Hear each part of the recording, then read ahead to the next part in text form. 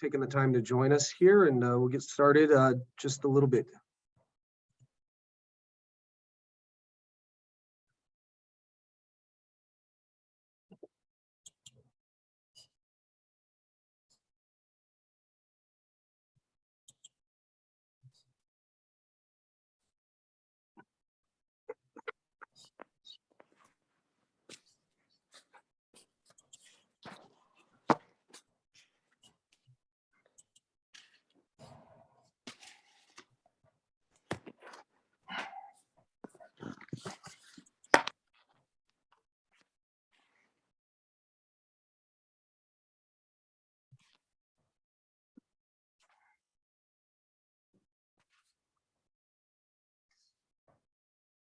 Okay, Johnny, looks like we're kind of holding steady. All right. We'll go ahead here. Good evening, everybody. My name is Tim Mock, Deputy Director for the Colorado Department of Natural Resources, Chair of the Colorado Geographic Naming Advisory Board. Appreciate everybody joining us this evening for the November 17th, 2022 Geographic Naming Advisory Board meeting. I will call the meeting to order here at 6:04. We'll start with a roll call. Dr. Way. Here. Good evening. Representative Will. Good evening. Good evening. Representative Benavides. Present. Good to see you.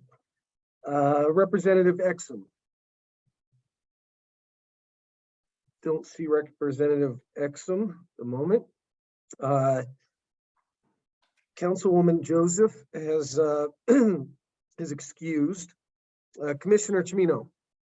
Present. Good evening. Good evening. Director Redhorse. Present. Good evening. Good evening. Director Barry.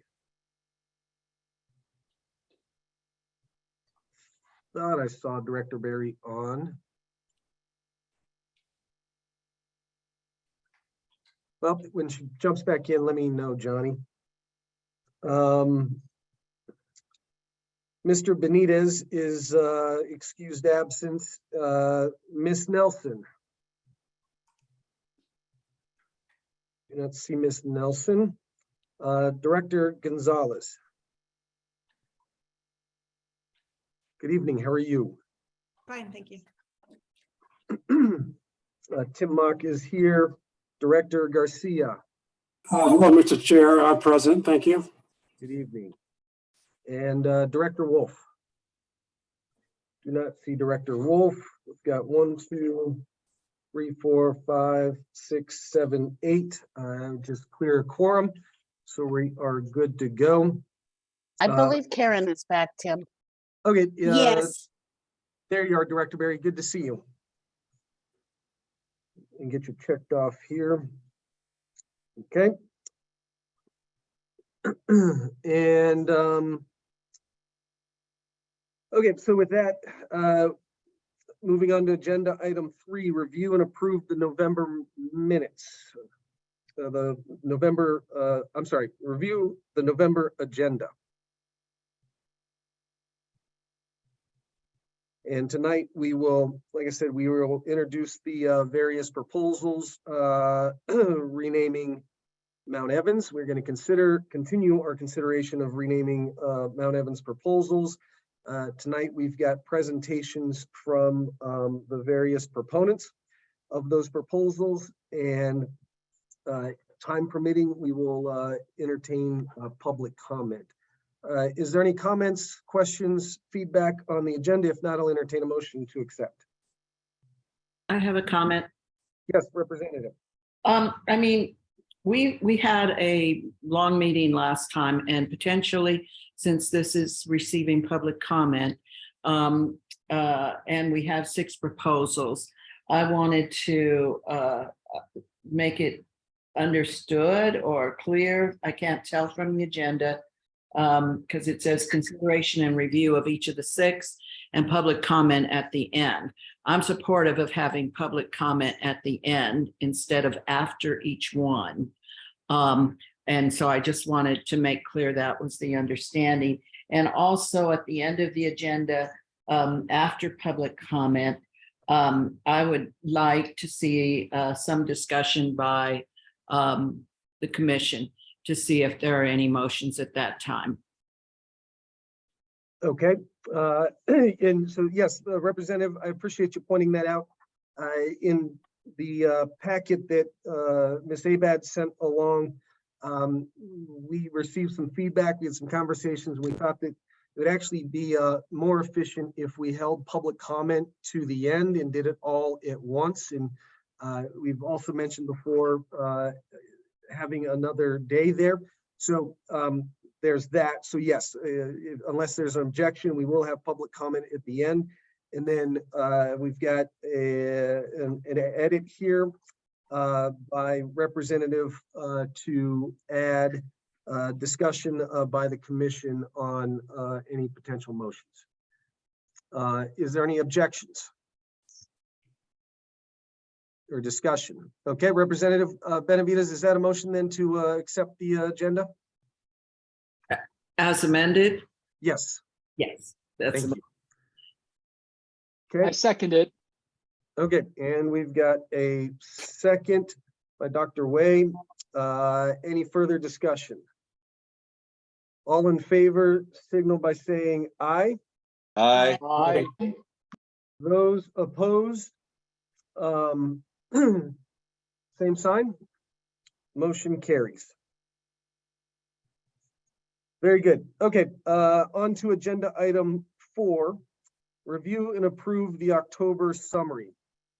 Got the October summary. Are there any comments, questions, edits, discussion?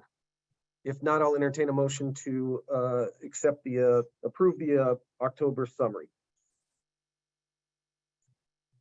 I'll move to approve them. Do I have a second? I second. Great. Thank you, Dr. Gonzalez. Got a motion, a second. Any further discussion? Hearing none, all in favor, aye. Aye. Aye. Those opposed, same sign. Motion carries. All right, on to agenda item 5, board member updates and announcements. First, I want to actually take a moment and put a certain individual here on the spot. Christine Johnson is joining us this evening. Ms. Johnson is the chair of the Council of Naming Authorities. And we met Christine in Maryland at the conference that she had put together. She's been with serves on the with the Nevada Naming Authority board there. And so, Christine, I just want to say welcome. It's good to see you again. Thanks again for the conference. Just wanted to say, do you want to take a quick moment here and introduce yourself? How nice of you. Thank you. It is putting me on the spot. I would have dressed better, but hello. Thanks for having me in here. I am actually the executive secretary for the Nevada State Board on Geographic Names, and now the executive secretary as of January of last year for the Council of Geographic Names Authorities. And it was fabulous to have both Johnny and Tim in Maryland as well. And I'm a firm believer that having these connections both through the Cogna organization and kind of being able to work together, you know, at least just this once a year. But now we started these digital regional meetings that we want to keep going to find out what's going on in our regions across state lines. Having these kind of face-to-face personal connections is just great. And this is actually self-serving. I'm stalking your meeting to see if we can take notes back to our board and kind of do a better job on our board. So thanks for letting me be here. And a plug for our upcoming Cogna meeting next year in 23 is mid-September in Portland. And I just had a meeting with the Portland Names Board at the beginning of this week. And they're working hard to they're going to extend the conference by a day and kind of bring a huge Native American focus to that conference. So I think it should be a great event, and everyone's invited, of course. And I think I heard lore maybe that Colorado was interested in hosting in 25. So fingers crossed that continues. We'd be thrilled to be there, and appreciate you giving me this minute to talk to you. Thanks. No, thanks for joining us. And then also, Christine, while we have you here, you were appointed to the committee for Secretarial Order 3405 to remove derogatory terms from federal usage. Any updates so far? No, thank you. Yes, myself and 16 other people across the country were appointed by Secretary Holland effective in August, and our first meeting is upcoming, but we have not officially met yet.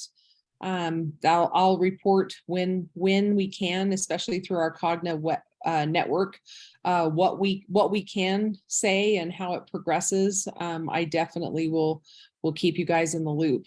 Everything I can tell you, I will tell you. They expect from the early conversations that I've had that this could be for sure a 2 to 3 year process, kind of trying to organize and with possible extensions. So I really have nothing to report. I don't know anything else, but if I know anything before your next board meeting, I'll pop in. I'd be glad to report. And like I said, through our Cogna website, I'll keep you guys as contacts and notify you immediately if we know anything. Great. Thank you so much for being here. Hopefully we'll live up to your expectations and appreciate you advocating on behalf of the state naming authority. So Great. appreciate Thank you it. so much. Of course. Great. Are there any other board announcements? Okay, seeing none, I do want to point out that it looks like we do have, oh, I'm sorry, Representative Will. Thank you, Chairman Mock. I just wanted to say that I was down here in Gateway at the Wildlife Commission meeting, and some of our impact of renaming, they were redoing some of the game management unit boundaries that had those terms in those and those creeks and names. So it's already starting to have an effect, and so some of those boundary descriptions are being redone. Oh, great. Great for that. Thanks for that update. Appreciate that. And then I just want to point out that it looks like Representative Exum has joined us. So let the record reflect that. Good evening, Representative. Good evening. Good. And Director Wolf, I believe you've joined us as well. Correct. Thank you so much, Tim. There you are. Perfect. Thank you. Okay. Any other board announcements? With that, we will move on to agenda item 4 and begin our presentations. Board, we will set aside here 15 minutes. I'll keep time on this, limit the proponent presentations to 15 minutes. Again, I want to welcome all those that have been joining us. If you have not joined us in the past, I want to point out a couple of unique things about our meetings. One, the chat function is enabled, and we are very proud of this, and we certainly encourage you to express your concerns, interests, opinions, support. Please do so respectfully. We've had a great track record given the ground we've covered and the diversity of interests that join us each month. And if we veer into something that is disrespectful, we will have to perhaps shut that down. So please just keep those comments constructive and civil. And same with the public comment. We'll have some public comment here at the end as well. And we'll walk through that when we get to that point. With that, we'll go ahead and agenda item 6 is consideration review of USBGN case 5035. This is pages 15 to 63 in the board packet that those joining us can download off of our website on the Colorado Department of Natural Resources.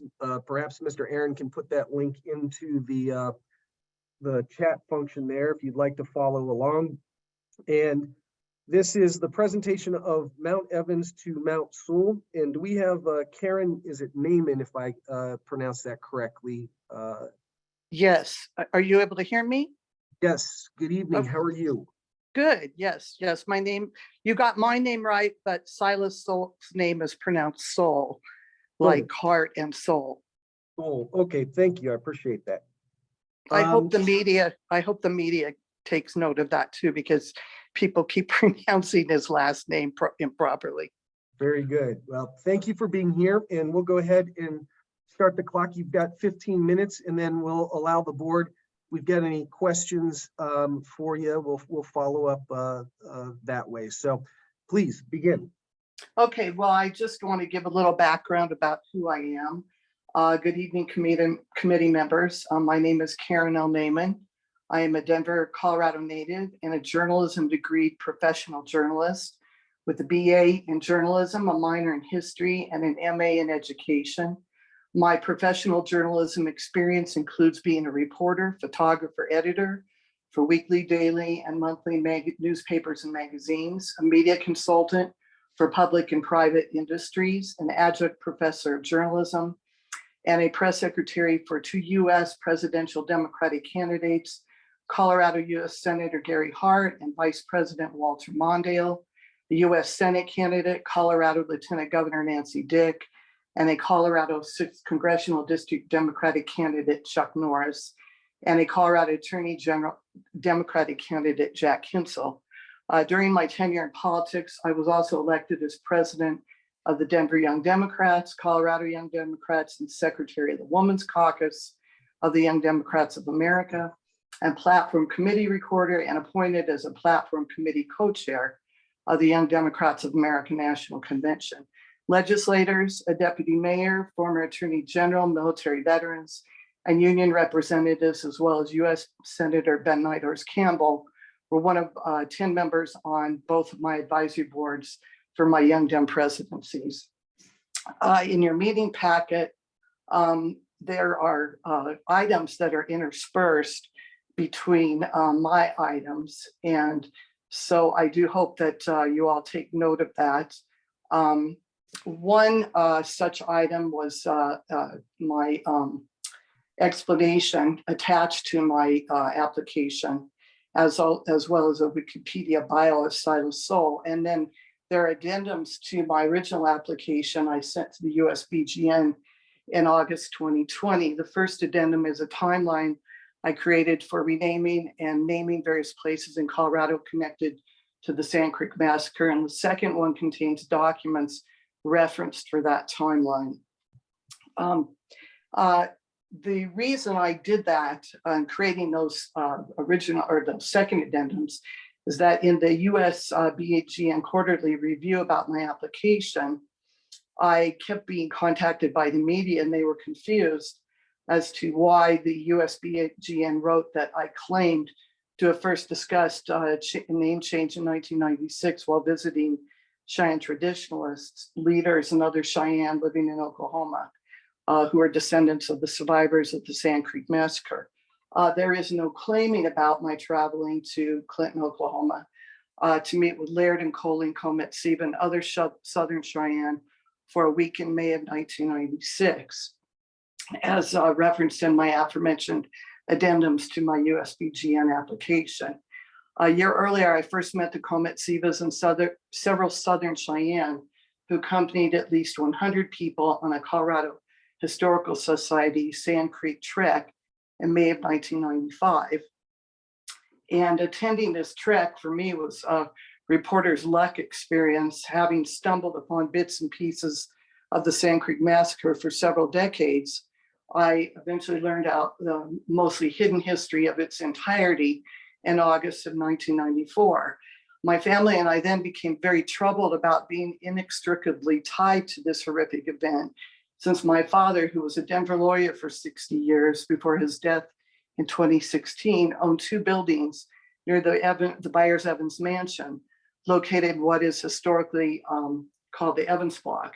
And my father's law practice was in one of these two buildings, and everything was 2 blocks north, or I'm sorry, south of the city and county building in Denver. Prior to that Sand Creek trek, I had decided to write a book about the Cheyenne Nation that would be different from all the other repetitious books written about the Sand Creek Massacre. It wasn't long after I began my research that I also learned about another piece of hidden history connected to Sand Creek, and that was U.S. Army Captain Silas S. Soule. He's more thoroughly referenced in my 5-page attachment to the USBGN application, so I hope you read all of that in its entirety. But I do want to say that the 26-year-old Soule knew his heroic words and deeds would cost him his life, and even in the face of death. As a recent newlywed, he remained fearless and upright. He's an exemplary example for those in law enforcement and the military, having served as the acting provost marshal general for the Colorado Territory at the time of his assassination. Also referenced in my aforementioned addendums, while in Oklahoma, I shared this information about Soule with the Comet-Sivas and other Southern Cheyenne. I was really very concerned about getting their blessing to eventually submit his name, but I didn't at that time know when that would occur. And they did give their blessing to that, and they felt that having repetitious names that were already named after the Cheyenne Arapaho were not good, as well as using the original or restoring the original peak name of Rosalie wouldn't be good, because she had already received another peak name and trailhead name as well. And some of the Southern Cheyenne who had been Native American Graves and Repatriation Act representatives told me that the 45 other tribes who had ancestral ties to what is now Colorado already had place names in Colorado and elsewhere. And the Southern Cheyenne told me that they believed Soule's name would be the most appropriate because it would not only honor him for his heroic deeds as an abolitionist and as a U.S. Army officer who prevented an entire cover-up of the Sand Creek Massacre, but it would also connect all the historic dots of the massacre so that this history would not be misrepresented or forgotten. The Comet-Sivas were founding members of the traditional Southern Cheyenne Sand Creek Massacre Descendants Association. And a man named Arlie Rhodes and other Southern Cheyenne descendants were also members of this organization, and they spearheaded the efforts to obtain federal legislation to determine the location of the Sand Creek Massacre, as well as U.S. National Park Service historic site designation. I stayed in contact with all of them until their deaths and was apprised of and witnessed their tireless work with many local and state and federal government agencies. They gave of themselves willingly without pay, underhandedness, or a desire for fame and fortune.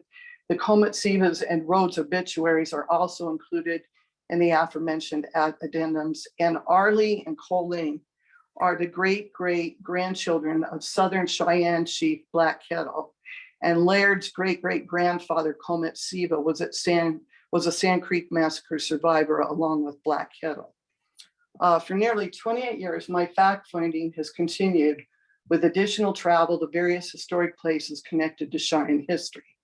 I've also met and or spoken with numerous Native Americans, U.S. National Park Service superintendents and employees, civilian and professional historians, archaeologists, and others in conjunction with research for my book. Early on in my research, I realized that there are very few books that contain any Cheyenne oral history. Most books are written by non-Native Americans who referenced historic documentation with little to no Native American input. However, I also discovered that the small amount of published oral Cheyenne history regarding the Sand Creek Massacre complements historic documents and sworn verbal and written testimonies. These documents I'll be referencing were too large to send to the CGNAB. If you do need copies of these, somebody I guess can contact me following the meeting. According to testimony from a U.S. military commission and a U.S. congressional committee investigating the Sand Creek Massacre, one is titled Massacre of the Cheyenne Indians, and the other is Report of the Secretary of War. Soule was one of the few non-Native Americans who attended the September 28th, 1864, Weld Council in Denver, Colorado, initiated by Fort Lyon Post Commander Major Edward Ned W. Wynkoop.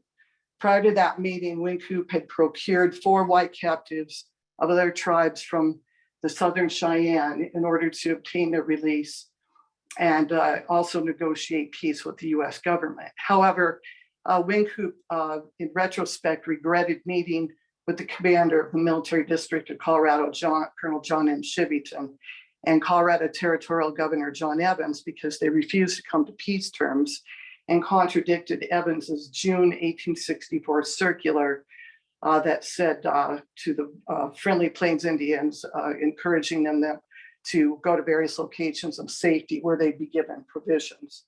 According to the previously referenced congressional documents, roughly a month after the Camp Weld Council and just prior to the Sand Creek Massacre, Wynkoop was reassigned to another military fort in Kansas and replaced by Major Scott Anthony. Also, according to the eyewitness account of George Bent, one of 4 children of U.S. Colonel William Bent, who established Bent's Fort, and his wife, Owl Woman, daughter of Southern Cheyenne Sacred Arrows Keeper, White Thunder, the Arapaho no longer trusted the newly appointed Fort Lyon Commander Anthony, and, quote, most of them moved far south of the Arkansas River and camped there all winter out of the way of troops, end quote. And this is in the book, Life of George Bent, on page 146. Also, according to the previously referenced congressional documents, on November 28, 1864, Shivington marched with the 3rd Colorado Cavalry from Denver to Fort Lyon and placed pickets around all who would have warned Southern Cheyenne Chief Black Kettle's encampment and at Sand Creek about Shivington of the 3rd Colorado Cavalry's impending November 29th attack. Shivington also encountered remonstrations from Soule and other Fort Lyon officers who were not in favor of this unwarranted military campaign. Shivington also ordered Robert Bent, who had been employed by Anthony as a guide and interpreter at Fort Lyon, to accompany Shivington to Sand Creek. According to George Bent's account, Shivington, quote, Shivington forced my elder brother Robert to act as a guide, threatening to have him shot if he refused to serve. Jim Beckworth, the mountain man, was also taken as a guide, but old Jim gave up shortly to the intense cold prevailing at the season. This account refutes the 1911 Denver Post interview of Thomas Pingree. Karen, 3 minutes. Oh, I'm sorry. You've 3 minutes. Just want to give you a 3-minute warning. I'll give you another 1 minute. Okay, his alleged account about being Shivington's guide.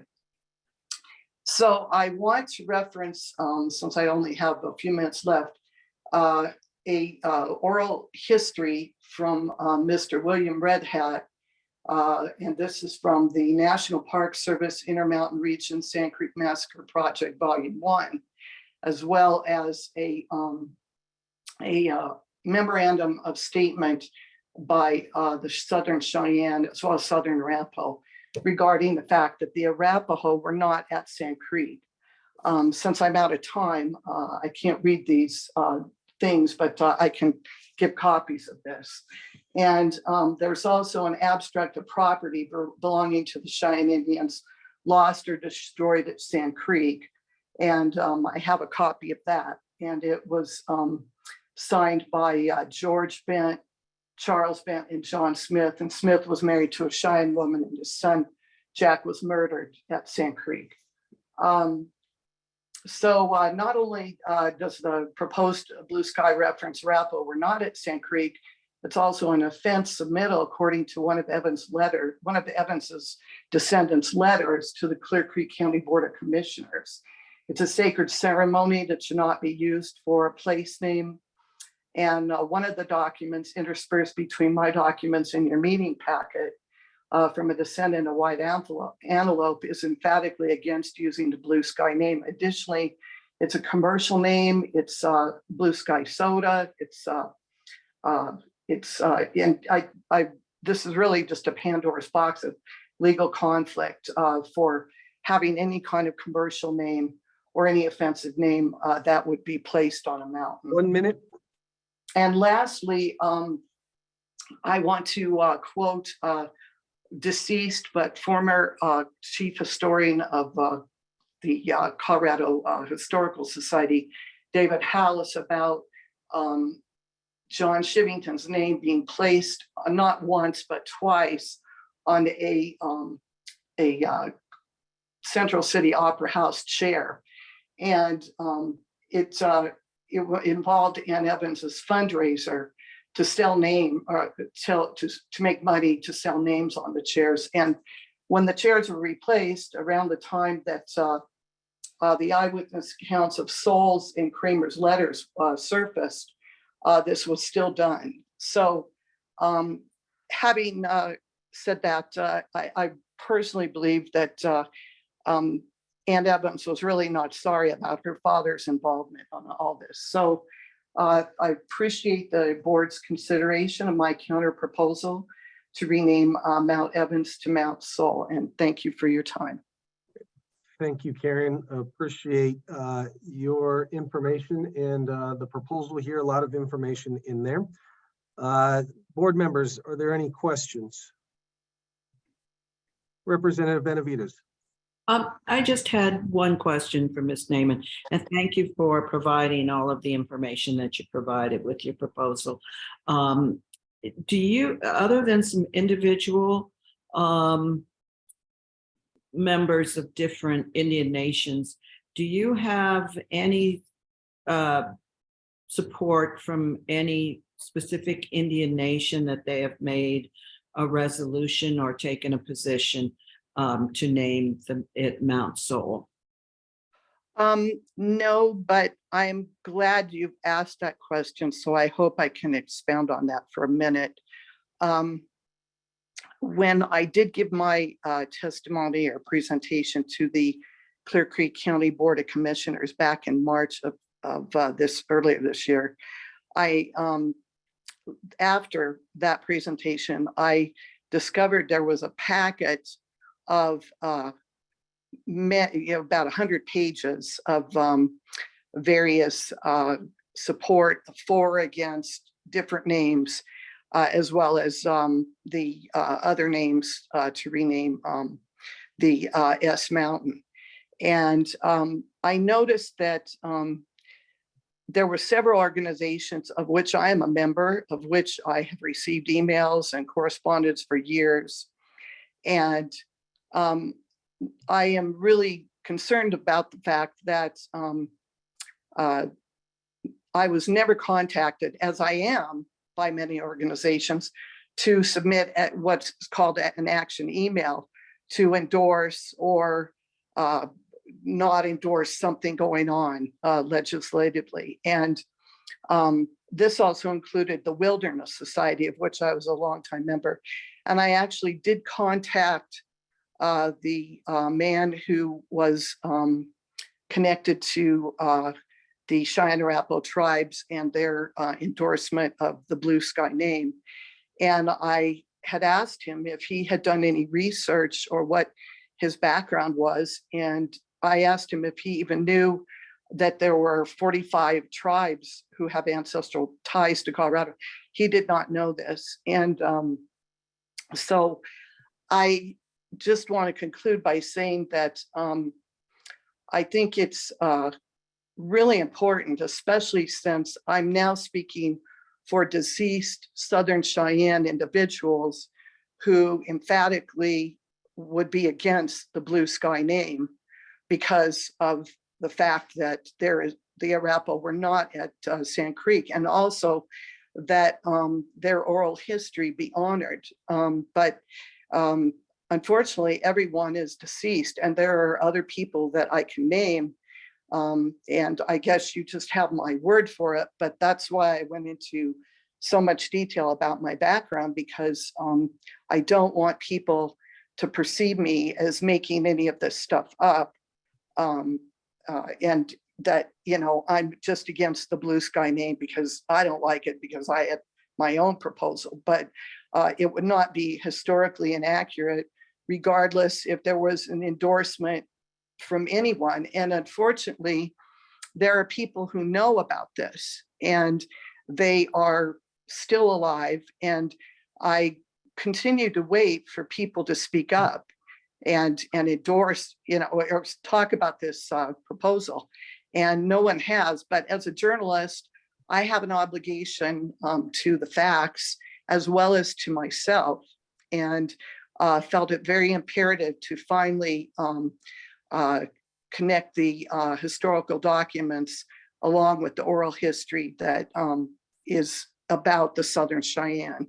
And if you also want any of these documents, again, I'd be happy to make copies, but they're just too large to, you know, put into a PDF. And there was one other thing I was going to add about Ms. Damon, Silas Stoll. I do need to kind Oh. of keep this moving along here a little bit. I just want to check and make sure Okay. Representative Benavides got the answer to her question there. I did. Thank you very much. I appreciate the answer. Thank you. Let me keep things moving along. I really do appreciate that. And let me just see if any other board members have another question. Okay, with that, Ms. Naaman, again, appreciate you joining us this evening. Thank you very much for your time in the presentation here. Thank you so much too. I appreciate it, the opportunity. And we'll move on here to agenda item 7, consideration review of USBGN case 5382. This is on pages 64 to 72 of your packet, and a presentation of Mount Evans to Mount Rosalie. The proponent was is Jerry Norgren. We had some difficulty getting in touch, and then Jerry was not able to join us. Let me just double check if Jerry was able to join us, or if there's somebody that is wants to speak about this proposal. Okay, with that, again, we can go to our packets there.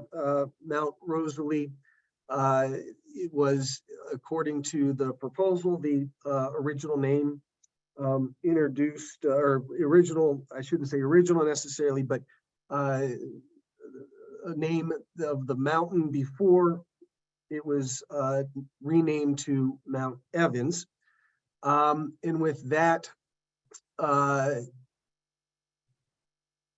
got a question maybe for Jenny Runyon.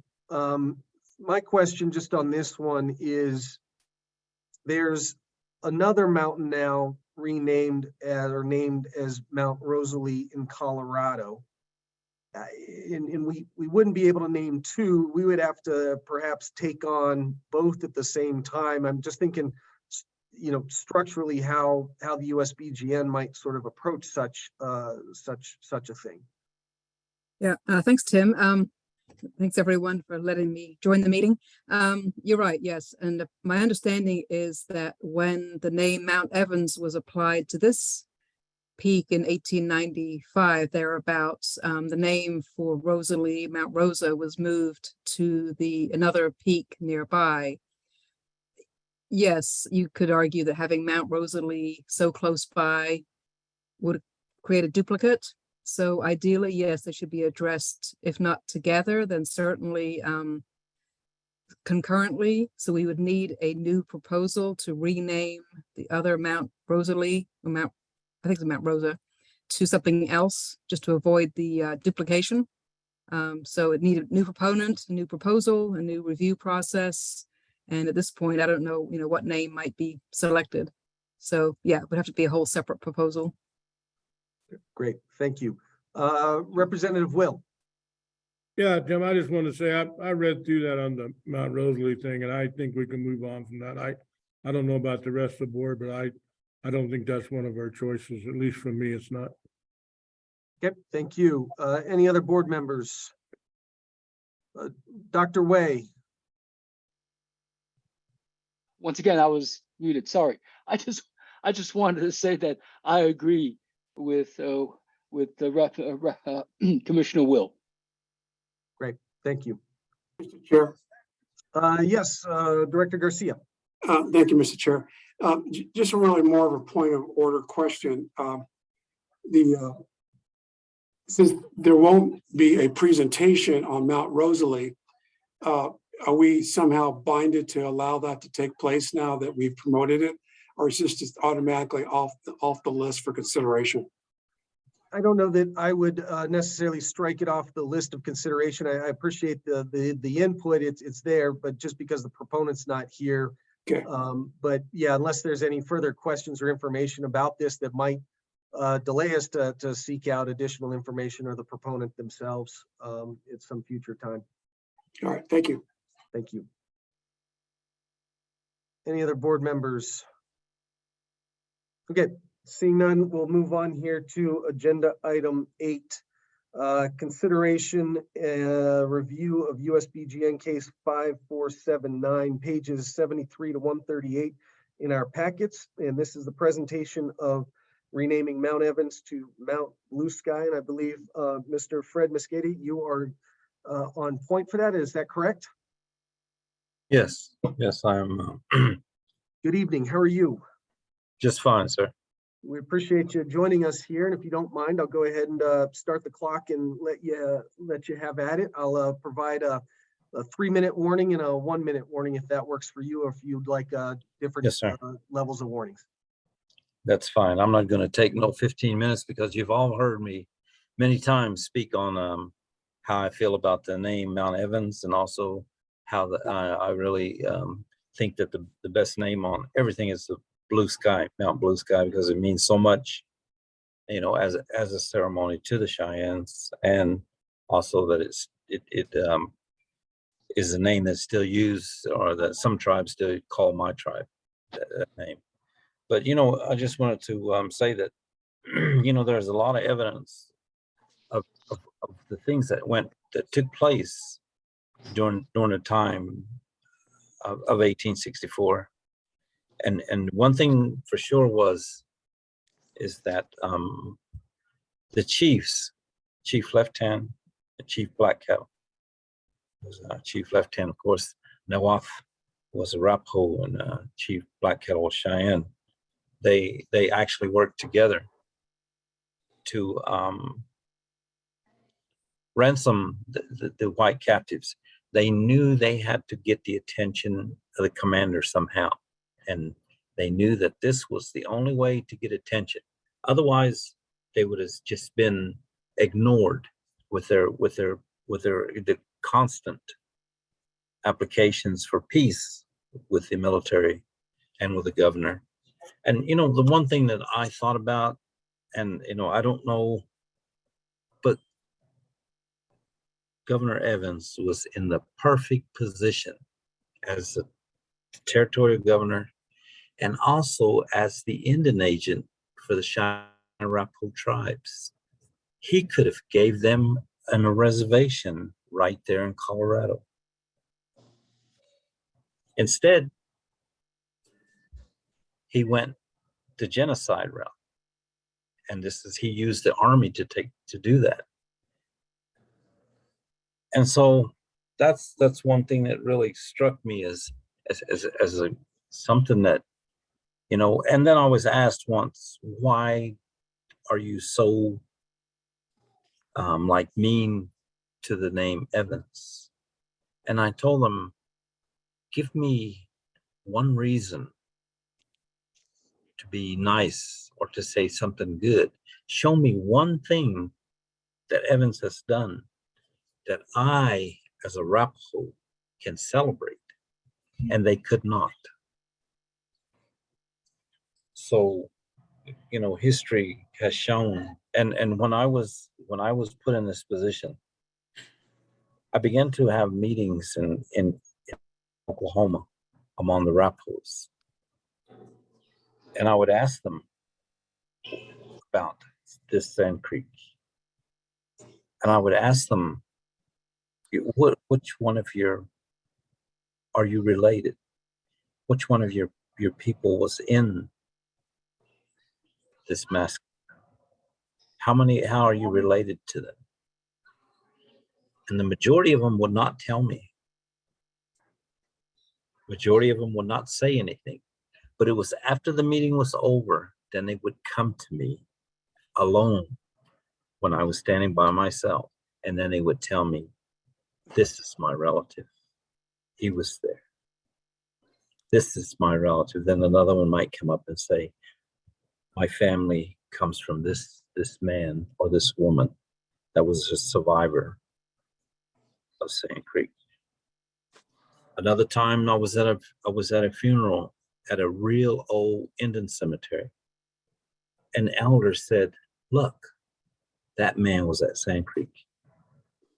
There's no written history of the Arapahoes being there, but there's oral history that is very, very dominant there in Oklahoma of these Arapahoes that were there. Chief Left Hand's family band was there. And that's the reason, that's one of the reasons why this, when my counterpart Chester said blue sky, you know, he hit me like a bolt of lightning. It was the perfect name. And again, it's a beautiful name. And again, you've heard me say many, many things throughout the years, but I'm still very in support of blue sky.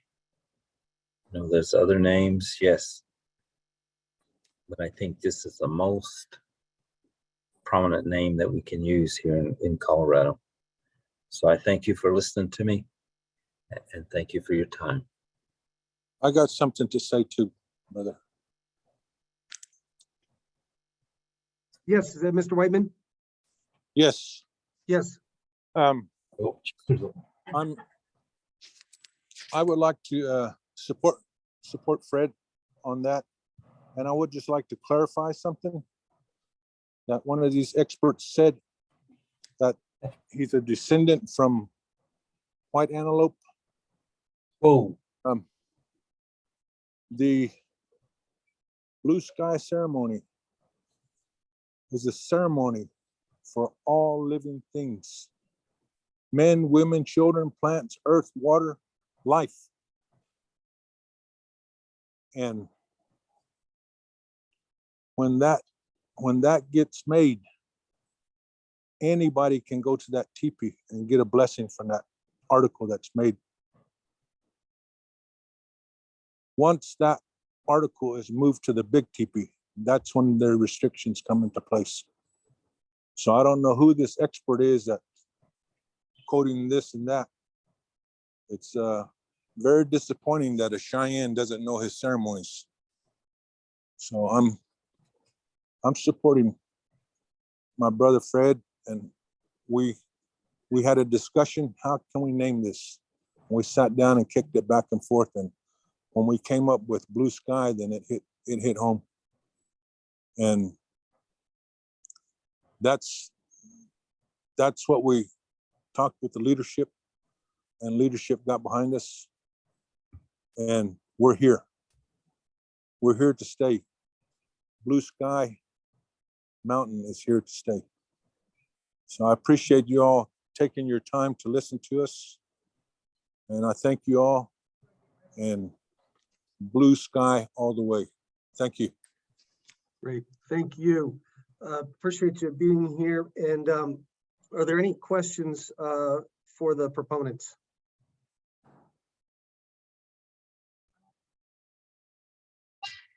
Representative Benavides. Thank you. I had a question for probably both Mr. Mosqueda and Mr. Whiteman. I know for me, what I'm running into, the problem is that the two names that I'm sort of my personal divided between are Blue Sky and the Northern or the Cheyenne Arapaho name. And in reading the materials and seeing the difference between the two, and the proponents of it. I know for Blue Sky, there is something from the Northern Arapaho. There's a resolution from them. And on the other side, for the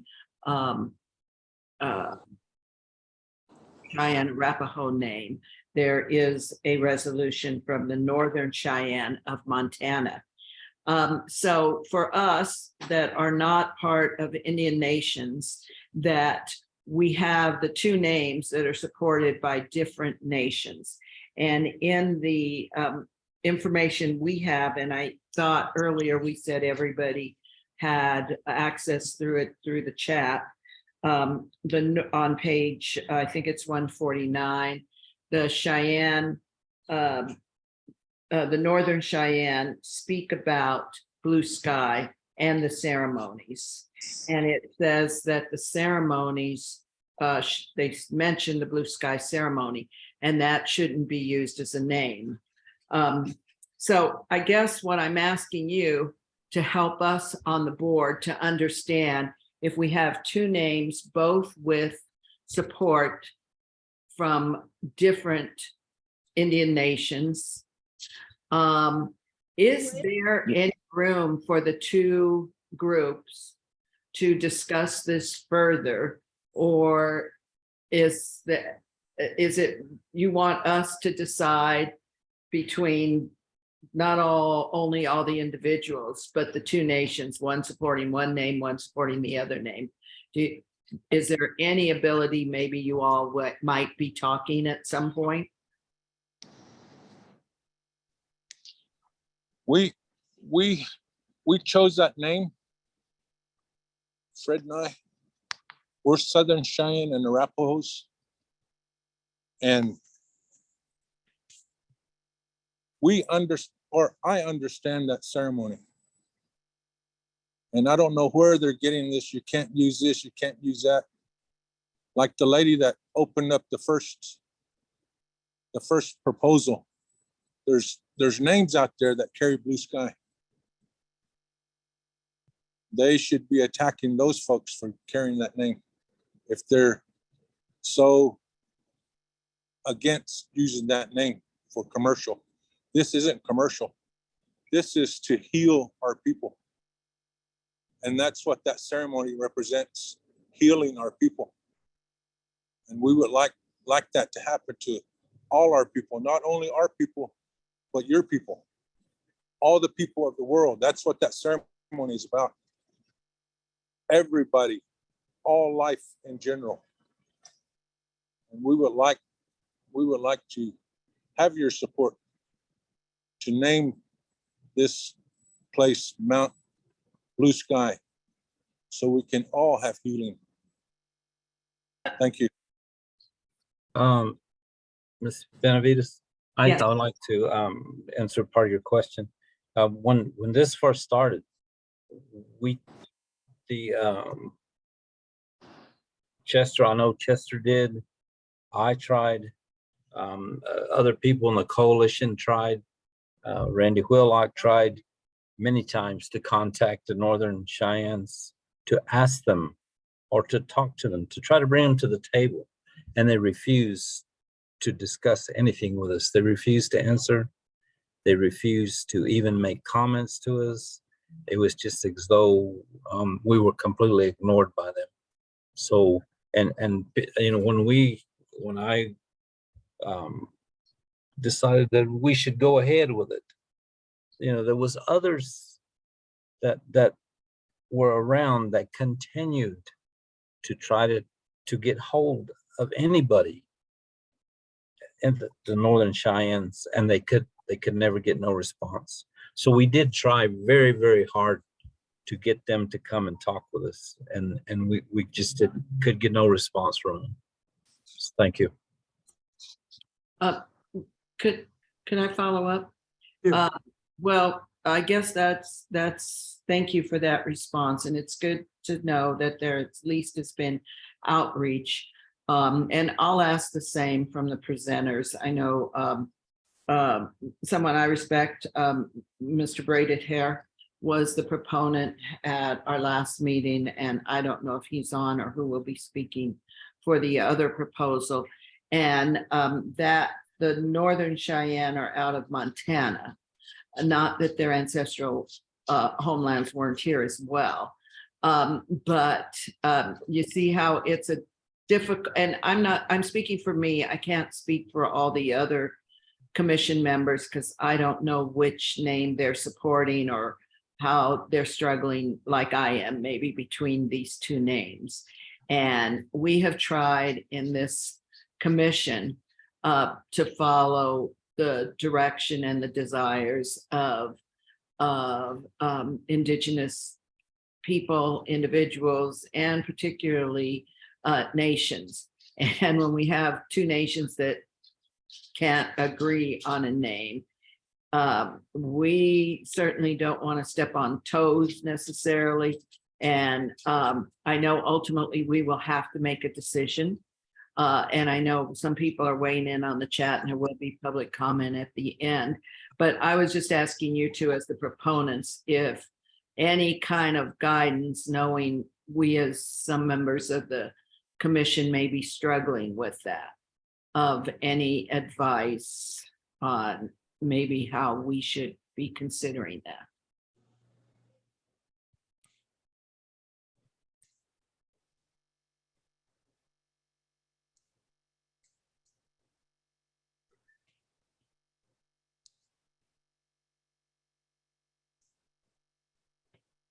Is that, excuse me, I'm sorry, Representative Benavides, just want to be clear. That was a question for Mr. Whiteman or Mr. Mosqueda? Yes, and I know I went on, so let me shorten it. I just wanted to see if there was any advice from either of the two proponents of how this board should consider and weigh a resolution from two different tribal nations for two different proposals. Any advice on how we should be looking at that or making our decisions? Yes, Ms. Benavides, Fred here.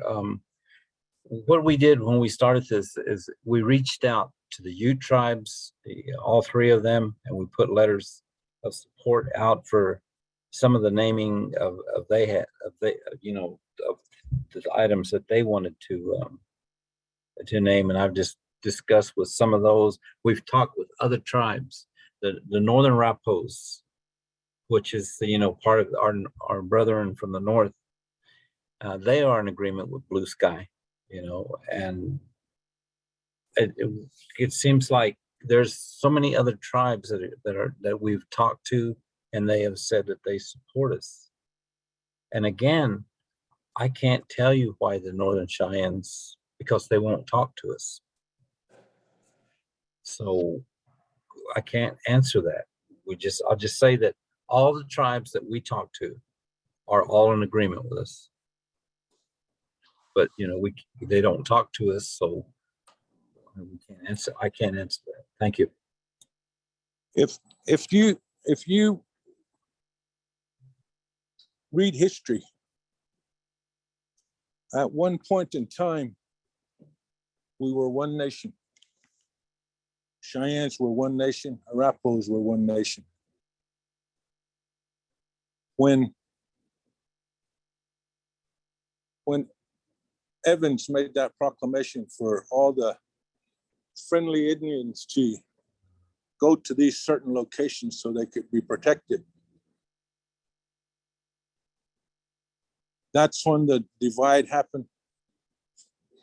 In 1855, that's when the Northern Cheyennes were designated as the Northern Cheyennes, and the Southern Cheyenne and Arapaho people were designated as the Arapaho and Cheyenne people of the Little Arkansas. When that happened, we were the victims of Sand Creek, the Southern Cheyenne and Arapaho people. The Northern Cheyennes were around the Powder River area. and they were drawing their rations from Fort Laramie, one of those forts up there. And the Northern Rappos were drawing their rations from Fort Leonard, I believe, or Fort Laramie. So we were the ones that were victimized in this atrocity. And that's why we were asking for your support today for it to be called Mount Blue Sky. Thank you. Thank you. Representative Benavides. Could I ask Mr. Whiteman one more question? Because at least the submission of the Northern Cheyenne also talks some of the history about that. But did I understand you to say that that it was really the Southern Cheyenne that were Victim. They were the victims at Sand Creek, that the Northern Cheyenne were under the Fort Laramie, based on that earlier. I'm thinking you're referring to the June 1864 proclamation that directed the different nations to different military locations. Yes. Okay. All right. I just want to make sure I was understanding what you were saying there, but I appreciate it. Thank you. Thank you. Thank you. Board members, any other questions for the proponents?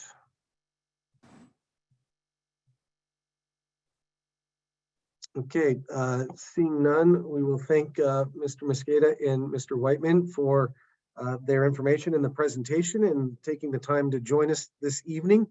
We'll move on to agenda item 9, consideration review of USBGN case 5556, pages 139 to 154 in our packet. And this is the presentation of renaming Mount Evans to Mount Cheyenne Arapahoe.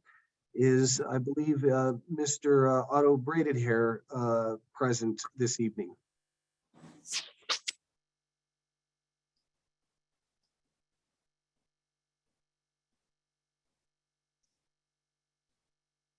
If you're on the phone, I'm not seeing Mr. Braided Hair, his name. Johnny, how do we unmute the phones? It's been a while since I've been on the phone on Zoom. I don't know. Here, is anybody? Zoom? It's *6, I believe. *6, that's right. Okay, thank you. If you're on the phone, Mr. Braided Hair, *6 will unmute you.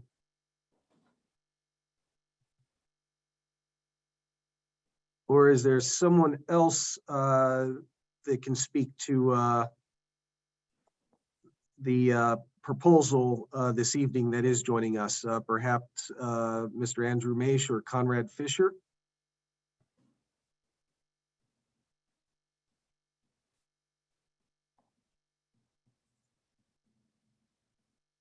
Oof, I am not seeing them. Do we have a phone number that we might be able to reach out to them in the meantime? Okay, thanks. It looks like Director Redhorse just texted to see if they could call in. With that, board members, I can move along here and keep things moving if we'd like, if we want to wait or if we want to take a quick break. Is there any preference?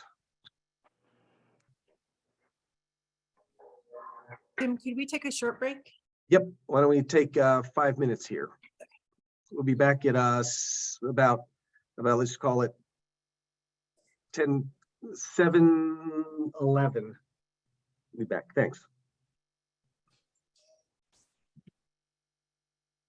Okay, we'll come back to order here. I apologize for that delay as we're trying to track down the proponents. Unfortunately, we are unable to get a hold of them right now. We will move forward here through the agenda, and we'll come back and kind of address how we should best way to handle this. So with that, we will move on to agenda item 10, consideration review of USBGN case 5585, pages 155 to 176 in your packet. And this is the presentation of renaming Mount Evans to Mount Evans after Ann Evans. And the proponent, Katie Sauter, did I pronounce that correct? Are you with us tonight? Yes, you did pronounce it correctly. Thank you. And I am here. Great, thank you. Really do appreciate you taking the time this evening to join us here. I'll go ahead and start the clock when you begin speaking. Is it okay if I interrupt with 3 and 1 minute time left notices? Yes, please. Okay. That would be helpful. Thank you. That's perfect. And with that, we will turn the floor over to you. Okay, I want to thank you all for listening to my proposal and taking it into consideration. I also want to acknowledge that this land, Mount Evans, is not only the ancestral lands of the Cheyenne and Arapaho, but it's also the ancestral lands of the Ute. So yeah, that's what I said, Ute. This is Ms. Sauter's time here. If you are not, if you're not muted, please mute yourselves and provide the presenter that respect. Thank you. Please, Ms. Sauter, continue. Thank you. So this proposal is to retain the name of Mount Evans, but rededicate it for Ann Evans. And the 14er that is Mount Evans is, I think, better known as a 14er, and I think most people don't even know who John Evans is. So the mountain itself has a history of its own now, and that is why I think it should be retained.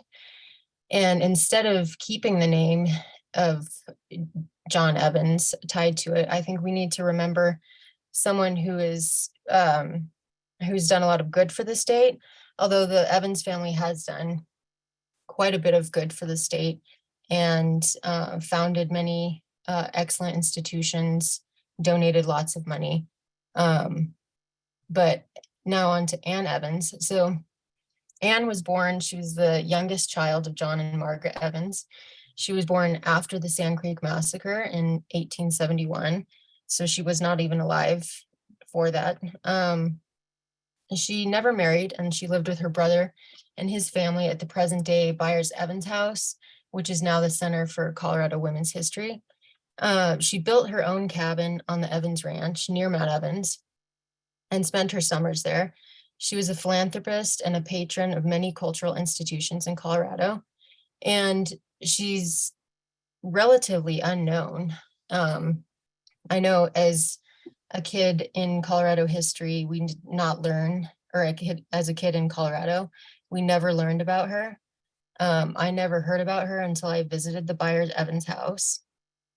And she's best known for the work she did for the Denver Art Museum, the Central City Opera House, and the Denver Public Library.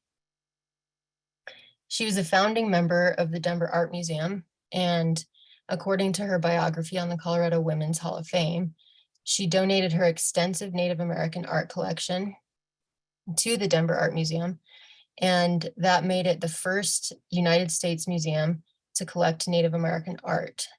Although she was the daughter of John Evans, her actions and writings indicate that she had a very different opinion of Native Americans than that of her father. She came to appreciate their way of life and found much beauty in their art. She worked for the recognition of the art of Native Americans as art, not just colorful craft work, which decorates dens and recreation rooms, which is a quote from the Sternberg biography about her. Furthermore, she raised funds for the restoration of the Central City Opera House and helped establish the Central City Opera House Summer Festival in 1932, and the festival still takes place every summer, bringing tourists and revenue to Gilpin and Clear Creek counties. She was appointed to the Denver Public Library Commission in 1907 and she served on the commission until 1940. She was the first female president of the commission and the only woman to serve in that role until 1987. Libraries offer free access to information and education, and under her leadership, 8 new branches were built. Additionally, she has historical ties to the mountain itself. She was described as a tomboy in her youth and developed a love of the outdoors, spending her summers on the Evans Ranch, not far from Mount Evans. She joined the Colorado Mountain Club in 1912, shortly after it was founded, and she kept up her membership until 1938 when her health began to fail. During this time, she climbed Mount Evans, and you can see her signature on the Mount Evans Summit Register from August 1920, and that's included in the packet. And if we were to rededicate Mount Evans for Ann Evans, this would make it the only 14er named for a woman. To rededicate Mount Evans for Ann Evans, we would be recognizing her importance in promoting Native American art and her contributions to Colorado's cultural institutions. And these institutions are what help us learn about one another and appreciate the differences among us. If we would take the time to learn more about each other and different cultures, there would be far less fear of the unknown, which undoubtedly contributes to horrific events like the Sand Creek Massacre. Mount Evans is one of the most popular tourist destinations in the state, and there is an opportunity here to place interpretive signs that tells the story of the mountain and its name, but could also tell the story of the Cheyenne and Arapaho and other tribes in Colorado. And that's it. Thank you for considering my proposal, and let me know if you have any questions. Great. Thank you, Ms. Sauter. Appreciate again the information. And with that, board members, do we have any questions?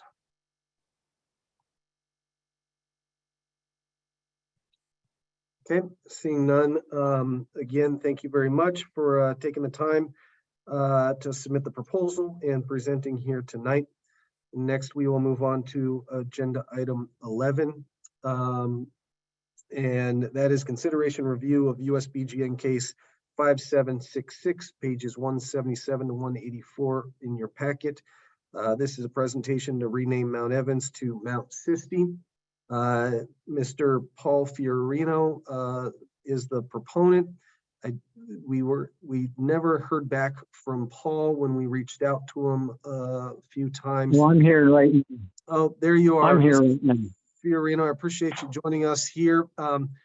If you don't mind here, we'll set the clock to 15 minutes, and I'll give you a heads up at 3 minutes and 1 minute when you've got 1 minute remaining. Does that sound good? Oh, yes, thank you. Great. Okay. With that, the floor is yours. Thank you. Well, again, thank you again for convening this meeting. And I want to honor Tom Hayden, who I knew, me and my brother knew very well. And so that's that. We wanted to also, I'm a historian from Brookvale, and the research and historian of this most colorful pioneer, Colonel Wilson E. Sisti. He represented, was by Bob Montoya and given a prominent place in the St. Patrick's Day Parade back in March 14 of 2009 as the founder of law enforcement for the city of Denver. And he is a 59er. And we usually know all our 59ers, but he was elected the city's first city marshal in Denver's first ever election. He is acknowledged by the Denver Police Department, and he was a household word and part of an assemblage held on the bridge at Moonlight on April 11th, 1860, with General Larimer naming the three cities, Auraria, Highland, and Denver. Hip, hip, hooray, hip, hip, hooray, hip, hip, hooray, they say. He helped form the first state legislature and state constitution. He is the known founder of the Division of Wildlife that included fish culture, Department of Natural Resources, and many other institutions, including the Historic Society, Nature Society, predecessor of the Colorado History Museum, and the Museum of Nature and Science. He with his family is buried at Riverside Cemetery. Sisti was given a gravestone back in 2010 with a celebration by the Denver police, and that started recognizing fallen officers and getting them their stone as well. He was called a nobleman of the earth and a friend to all, according to the Encyclopedia of the New West, an organizer of mining districts, towns, and hotelier who had the finest resorts in Idaho Springs, the Spa Hotel, known as the BB House, and working together with the Brookvale Hotel, among others. He was the host for the excursionists from the East. He helped E.L. Berthoud build and find that path over to Salt Lake, over to Middle Park. In its earliest days, Denver was a notorious town in criminal activity. Sisti was the first responder. He was actually the first mayor for Larimer, appointed by Larimer. And the mayor and the chief of police, the mayor still is the top cop in Denver. He was present at every turn in organizing, developing the official processes of our city and the state. He is still feeding us today with the food fish he brought to Brookvale and disseminated throughout the state. And this is, again, in celebration of the cutthroat trout still being preserved here. He was concerned about our water. He was not only part of the natural resources and the Division of Wildlife, but his rich history meant that he was the first responder in the legislature to stand up along with several others, Amos Steck, and I encourage the historians on this line to back this up or to refute it. But he has been canceled.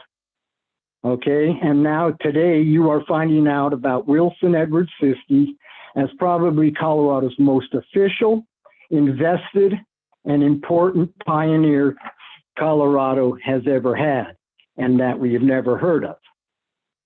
So as of this fact, you know, your consideration in naming a mountain after him, or a lake, or a street, or anything for that matter, is an opportunity to further the rightful place for Colorado's official pioneer, because he did everything officially. Okay, he really did. And Sisti is a story of food fish, early excursions, and official business of organizations that brought Denver and the state of Colorado to the prominence that we enjoy today. So his policies are still in place. He has also been involved with the fact that this is the year we're celebrating with the Wildlife Division as well. With no disrespect toward the Native American or indigenous folks, we want to really have a sense that this is about celebration and to recognize a pioneer who did stand and continued to leave Denver, but go into the mountains and start 2 tourist places where tourism and hospitality is our strength in this state. It is our #1 industry, frankly. So here we have Wilson Edward Sisti as a first responder to law and order, to the citizens of Denver, to the people of Colorado as a legislator for Clear Creek and Jefferson, and also the fact that he went on to be the fish commissioner, appointed by 3 governors. And he is still feeding us with the food fish that he propagated into our lakes and rivers. So bass from Ohio, brook trout from Massachusetts, carp from Germany. So he was at the federal level, working federally to make sure that our waters were ready and that our state was ready. But we were interrupted by the Sand Creek Massacre. And indeed, it was a massacre, and Sisti stood up and said it was officially at the convention for the Constitution of 1865. Now, if this isn't a case for a pioneer to replace a 5-letter word, you know, I'm happy to answer any questions or have any comments at this time too. But Wilson Edward Sisti certainly is deserving of a mountain, whether it's Mount Evans or another mountain. You know, this name of Sisti tonight has been introduced to the state of Colorado, the city and county of Denver again. And our motto is try again. And that has been printed in the Encyclopedia of the New West. And his name was, you know, again, the fact that this man is unknown, we now know who he is. Thank you for your time to put this together and to you know, realize that this would honor all first responders. Great. Thank you, Mr. Fiorino. We appreciate you joining us this evening and for the information. Board members, do we have any questions? Okay, seeing none, Mr. Fiorino, thank you again for taking the time to be here this evening. We certainly appreciate it. Thank you so much. Great. With that, board members, I want to kind of have a discussion here if we can and see what your pleasure is and how we can handle the situation with the proponents for Mount Cheyenne Arapaho not being here this evening. It's 7:35. Do we want to entertain, open up some public comment right now and work through that and then come to our discussion at the end that we reserved on Representative Benavidez's amendment on the agenda? What are your thoughts?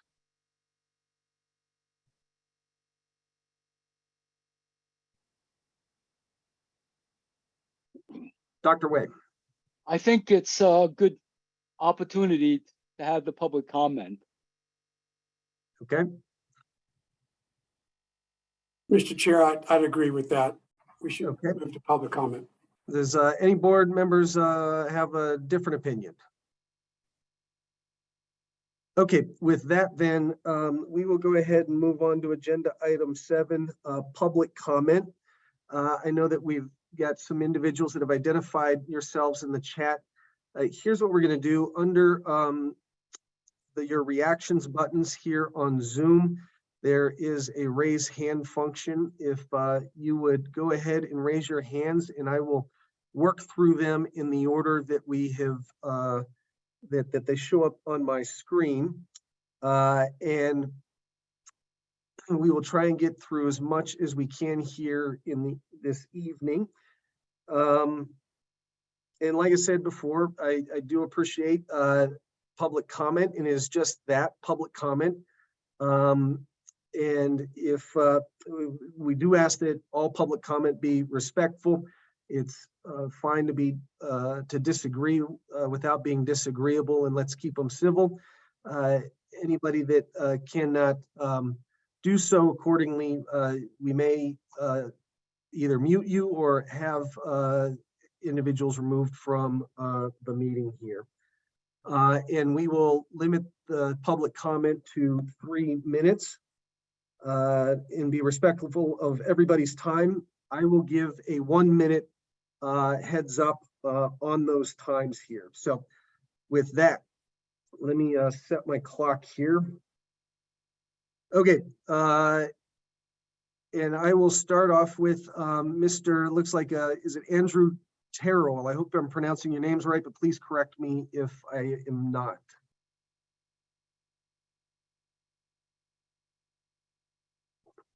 Give it a second here as Andrew comes off of mute.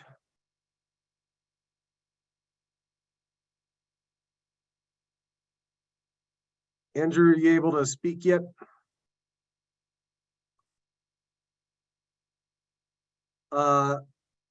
Okay, we will, while you try and take care of the audio there, keep your hand raised and we'll move on to Renee Millard Chacon. Chacon, please help me out with your name. I apologize if I messed that up. Renee, go ahead and unmute yourself.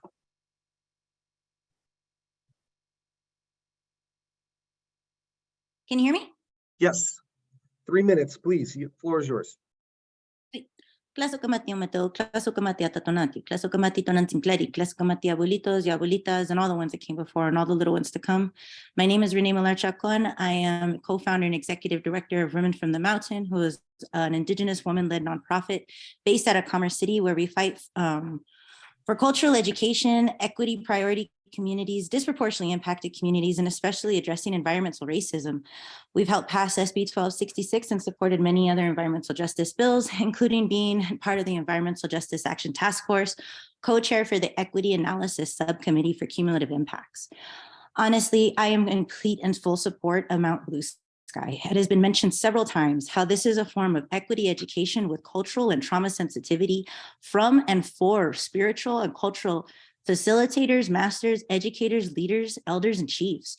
So being able to finally have a form of representation to bring, rename, and reclaim the homelands of the Ute, the Cheyenne, the Arapaho, when they don't even live here, to be able to hold some form of equity priority to help where there's been cultural erasure, it is honestly disrespectful to propose another name of colonizers in this space without honestly having forms of Indigenous representation, wealth building, and forms of long-term equity education for these communities. We work to help hold the entire Environmental Justice Action Task Force, where we did not meet full consensus, but were able to pass some of the strongest recommendations we could.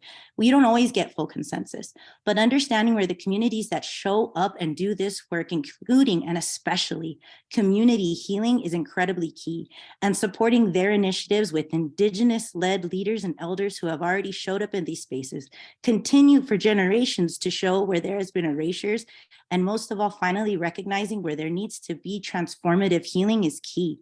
I ask that not only do state and federal agencies understand what this really means, but actually apply it and understand where there's been cumulative impacts, where this actually has very much real world impacts in housing and equity erasure, including to this day, especially on Indigenous communities. So I ask that you do actually hold your word in being able to support these communities, but have them lead it, be able to tell you where you continue to have not only data gaps, but protection gaps and equity gaps for our forms of education.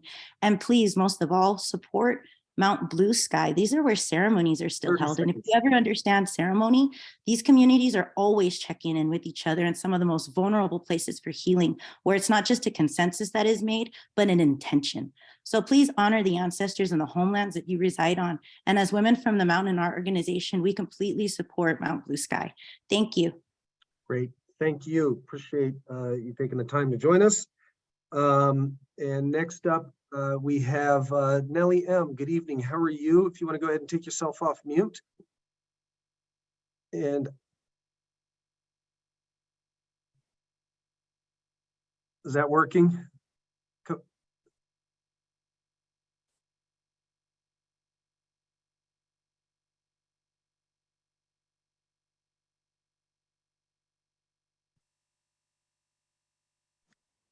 There Okay, you are, can you hear Nellie. me? Yes, good evening. I'll go ahead and start the clock, please. Okay, my name is Nellie Mateau, and I am a resident of Nederland, Colorado. I am an enrolled member of the 3 affiliated tribes of North Dakota. I moved here in 2019, and I learned the history of the naming of Mount Evans. Mount Evans has got to go. Any references to Evans is offensive as a Native American woman.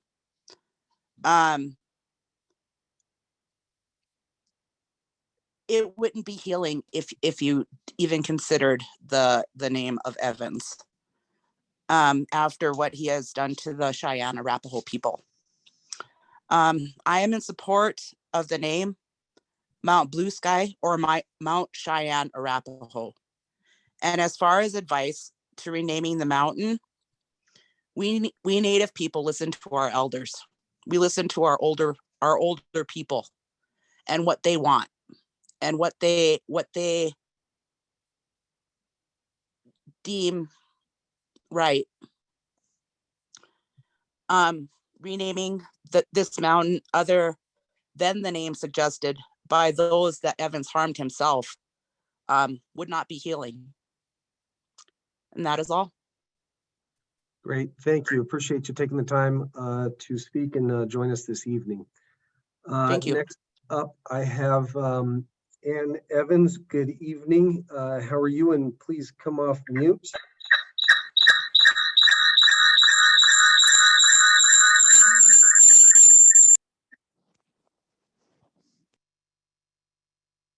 I'm wondering if you have two volumes going. There you are. I'm trying. Do you have your phone on as well? I'm sorry about that. I had two devices on due to another meeting I was also attending. Actually, my name is Ann Hayden. And you Oh, I'm sorry, Ann called Hayden. me I'm Ann sorry. Evans, which is really quite an honor. She was my great aunt, and John Evans was my great grandfather. So I speak as a descendant of the Evanses, although I do not speak for all of the Evans family. I am in favor of changing the name of the mountain. And because I have formed friendships with both the Cheyenne and Arapaho tribes of Montana, Wyoming, and the Cheyenne and Arapaho tribes of Oklahoma, I know that it's possible for all of them to come together and speak with each other. And I appreciate so much the suggestion of Ms. Benavides, representative, I'm not sure, but I appreciate so much your suggestion for all of us to step back and let the tribes talk with each other. Sometimes we, as white people, non-natives, have an urgency about something to try to make it happen quickly. And I feel like it's such an important thing to honor these tribes and what they would all like to see happen, and not to try to influence them with the number of people that are on this call who are standing up for Mount Blue Sky are non-native people, and many don't even live in Colorado. And so it might look like there's a great majority of people who want that name, but truly it should be left up to the Indigenous people. And the process should be led by the Indigenous people. So that's what I keep saying. And I do hope that the words that Otto Braided Hair and Andrew Masich spoke on the last call that we had can be entered into the record in support of their perspective on it. Thank you so much. Thank you, Ann. Appreciate you taking the time to join us this evening. I just want to point out, it looks like Andrew Terrell's audio is still not quite working, but he did post some comments there in the chat. Just point that out to the board. Next up, I have Ali Arnez. Good evening, Ali. I'll go ahead and start the clock here. Looks like you're unmuted, and we'll give you the 1 minute warning, please.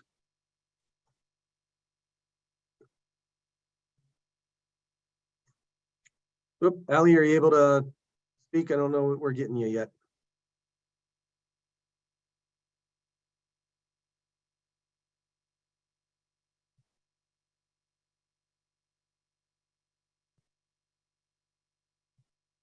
Ali, we'll go ahead and have you go back on mute. Keep your hand raised and we'll try and come back to you there. Sounds like some difficulties.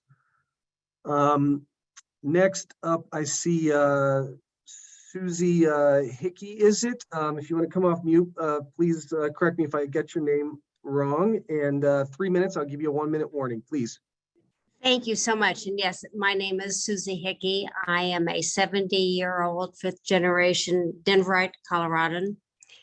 And I would like to thank Ann Hayden for her comments. I do agree with her that this is something that really should be decided by the Cheyenne and Arapaho nations.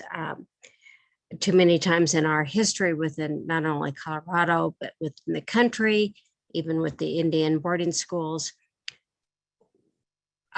Native Americans are brought in after whites come in, and I am white, come in and make the policies.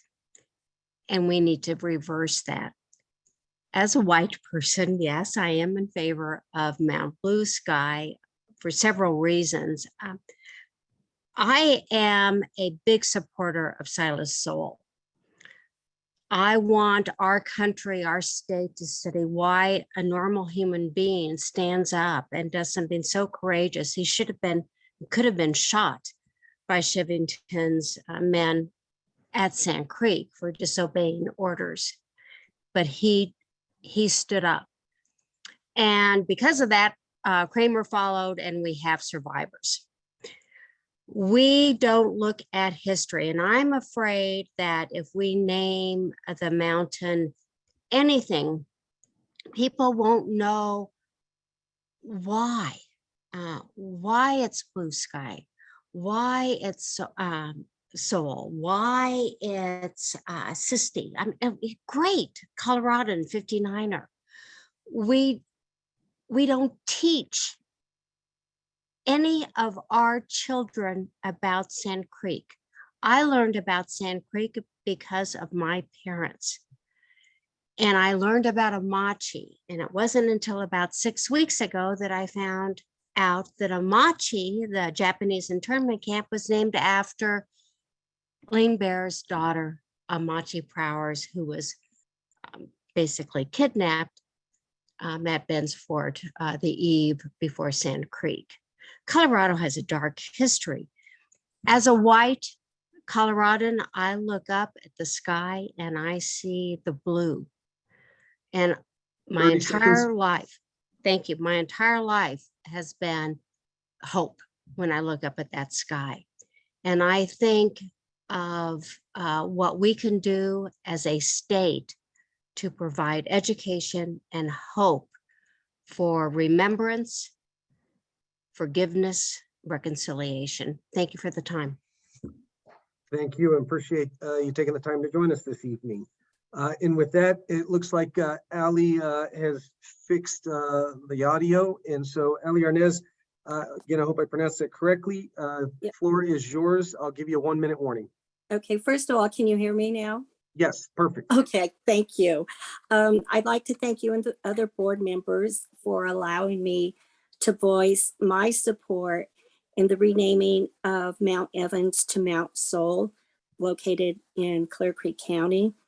Although I feel that I've come to this particular proposal process late, I'm grateful that someone, as other speakers, including Ms. Naiman, brings to our Colorado and United States history a more expanded and enlightened testimony to that bloodstained day of November 29th, 1864, that will forever be known as the Sand Creek Massacre in the southeastern area of Colorado.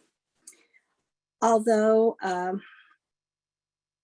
this historical moment leaves me with not as much of a historical acumen as many of you,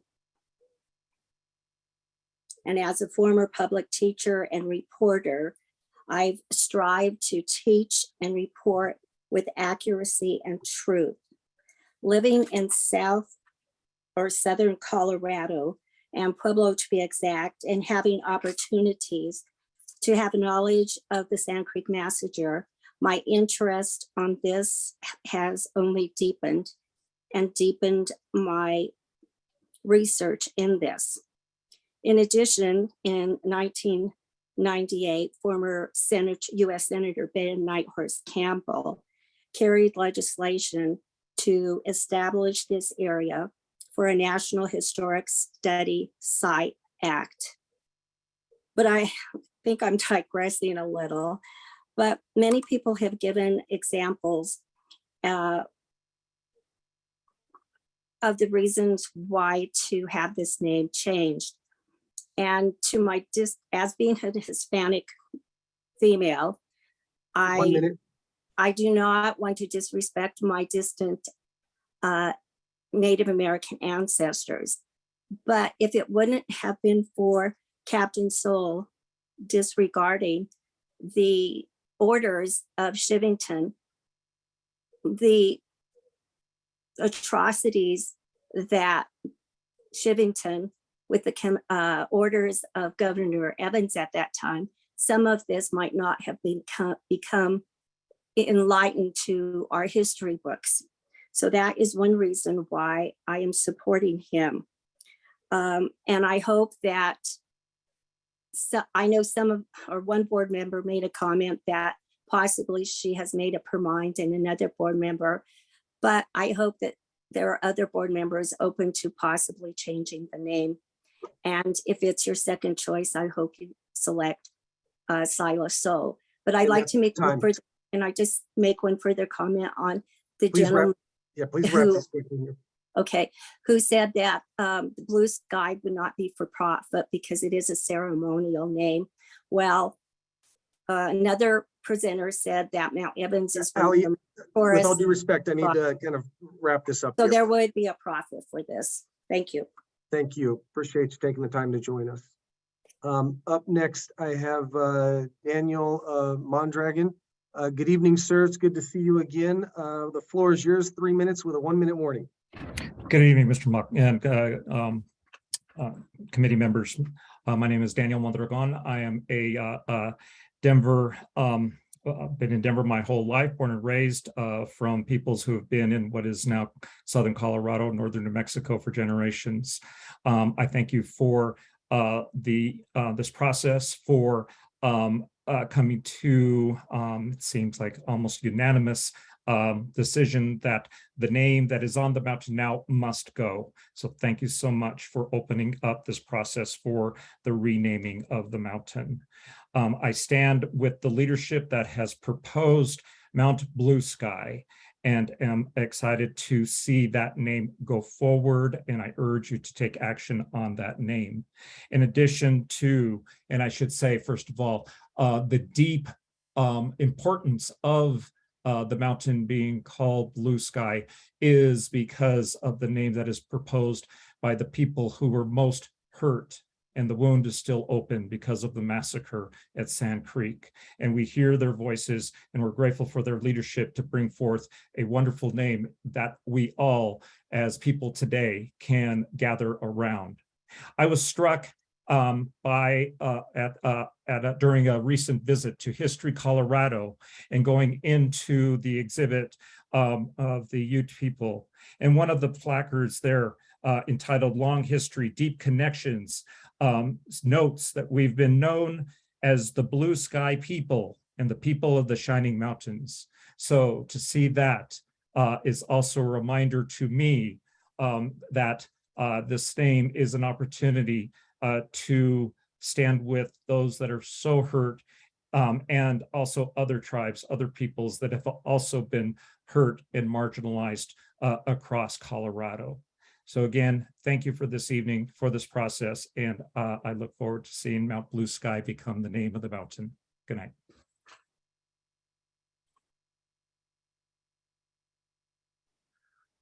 Good. Thank you very much, Daniel. I appreciate you taking the time to join us and for your comments this evening.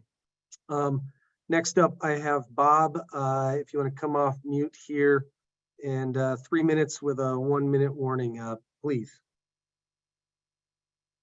Floor is yours. Okay, thank you very much. I just wanted to say I wish that more people were involved in the process. I only found this out very late, and that's why I don't understand why the renaming of Mount Evans is why it's essentially linked with the Sand Creek Massacre.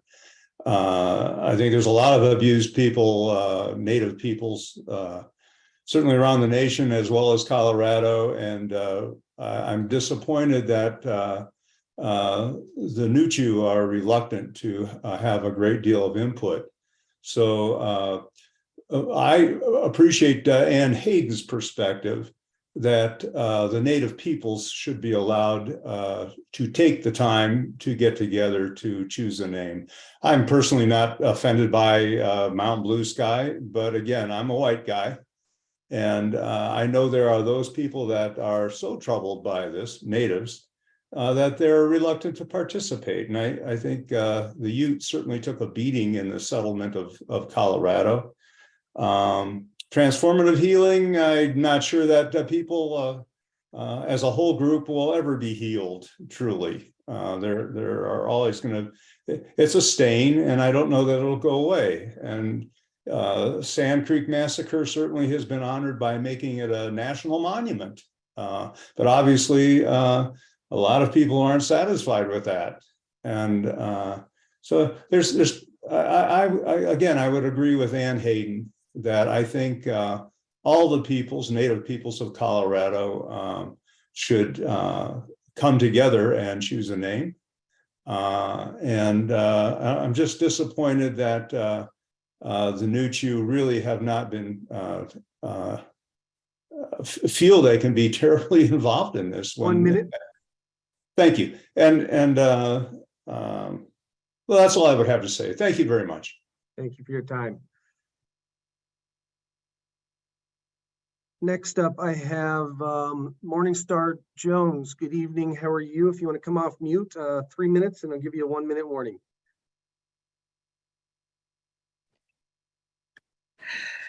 Good evening, everybody. My name is Morningstar Jones, and I am a descendant of Sand Creek Massacre survivors. I am Northern and Southern Cheyenne.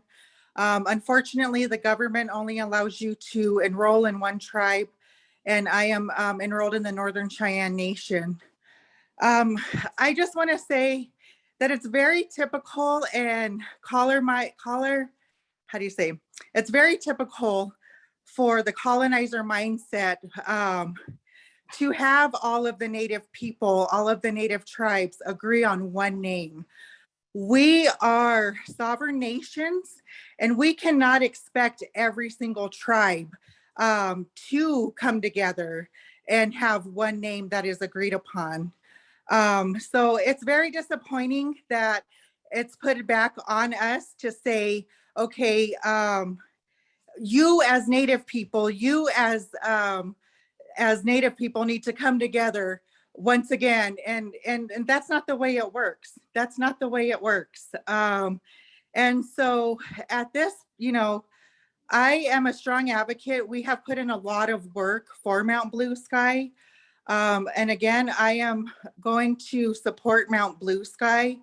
And we just cannot possibly expect all of these sovereign nations to agree on one name. And so lastly, I want to say that we all have the chance here tonight on this call, government officials, Sand Creek Massacre survivors, to continue the work that Chief Black Kettle set. And so we want to continue the talks with the government in order to have changes here in Colorado. The time has passed, but the talks are still the same. We're here. We want peaceful talks. We want change. And so I am in full support in Mount Blue Sky. And I'm here for the duration of the time and for the duration of the name change. 45 seconds. Okay. And I'll spend the rest of the time in silence for the Sand Creek Massacre people who were killed that day. So thank you. Great. Thank you, Morningstar Jones. Really appreciate you taking the time to join us this evening. It's good to see you. Next up, I have Paul Spittler. Good evening. Come off mute, 3 minutes, and with a 1 minute warning. Floor is yours. Great, thank you. Thank you, Tim, and thank you, members of the commission. Appreciate your hard work and deliberations on this issue and all of your work on addressing place names in Colorado. I speak on behalf of the Wilderness Society. We're a national conservation organization, and we submitted the proposal to rename Mount Evans as Mount Blue Sky with the Cheyenne and Arapaho tribes. I would just like to mention briefly tonight the work that we have done as a coalition to try to do outreach to all interested stakeholders in this important issue. We have reached out to dozens of organizations across the state of Colorado. I have a letter here from over 30 organizations in the state that support changing the name of Mount Evans to Mount Blue Sky. These include organizations like Hispanics Enjoying Camping, Hunting, and the Great Outdoors, Latino Outdoor Colorado, and national organizations like the National Audubon Society, National Parks and Conservation Association, and dozens of others. Our proposal has been supported not only by the proponents, the Cheyenne and Arapaho tribes, but by the Northern Arapaho. We've shared the proposal with other tribes across the region, the Northern Utes, the Ute Mountain Utes, the Southern Utes. Many of those tribes have also voiced their agreement with renaming Mount Evans. And we've done everything we could to try to address the disagreements over the name of Mount Blue Sky. Our proposal has a lot of support. Clear Creek County did a very extensive public process and came to the conclusion that Mount Blue Sky was the appropriate name, and the county supported the name Mount Blue Sky. So I feel like we've done an awful lot of work and hope you will support this proposal. I really appreciate the work that everyone has done to change the name of Mount Blue Sky and all the other proposals that have been submitted, or excuse me, to change the name of Mount Evans. 45 seconds. Thank you, and I appreciate all the other work that has been done here. I guess the last thing I would like to say is just on the element of time here. Our proposal was submitted over 2 years ago, and so have many of these other proposals. And every day that a decision is not made here is another day that Mount Evans remains with the name Evans on it. So I would urge you to take that in consideration, and thank you again for your work. Thank you. Appreciate you taking the time to join us. Next up, Mr. Rick Williams, it's good to see you. If you want to come off mute, again, 3 minutes here, 1 minute warning. How are you?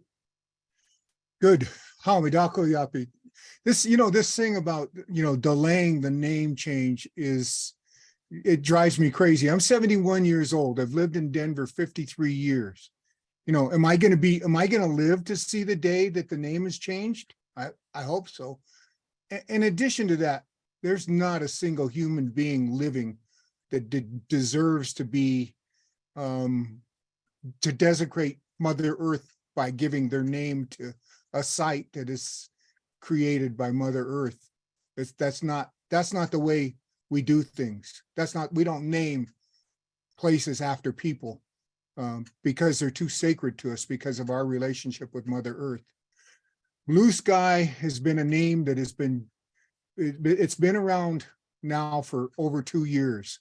I've listened to the conversations. I've heard voices from all sides, and I've been patiently waiting for the decision to be made. I have a big stake in this because I'm Lakota. I'm also both Northern and Southern Cheyenne. Both of my great-great-grandfathers wintered on Cherry Creek. We have a personal attachment to this land. And, when you talk about other tribes, you think about why are there no reservations on the Front Range or the Eastern Plains of Colorado? And the word is genocide. And that genocide was prompted and committed by Evans, clearly the one who's singly most responsible. Didn't do his job as a superintendent of Indian Affairs, didn't do his job as the governor, ignored the fact that land was stolen, that land was never ceded, and went ahead and let the populations stay on it without doing anything about it. It was illegal. It was against an act of 1834 called the Indian Trade and Intercourse Act, which prohibited people from occupying Colorado. 1 minute. And with that, I just, I said, make the right decision. And don't force us to go back and over and rehash this and not get participants to come to the table. We got a good name.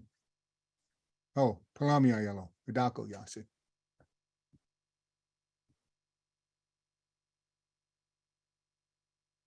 Thank you, Mr. Williams. It's good to see you again, and appreciate you taking the time to join us this evening.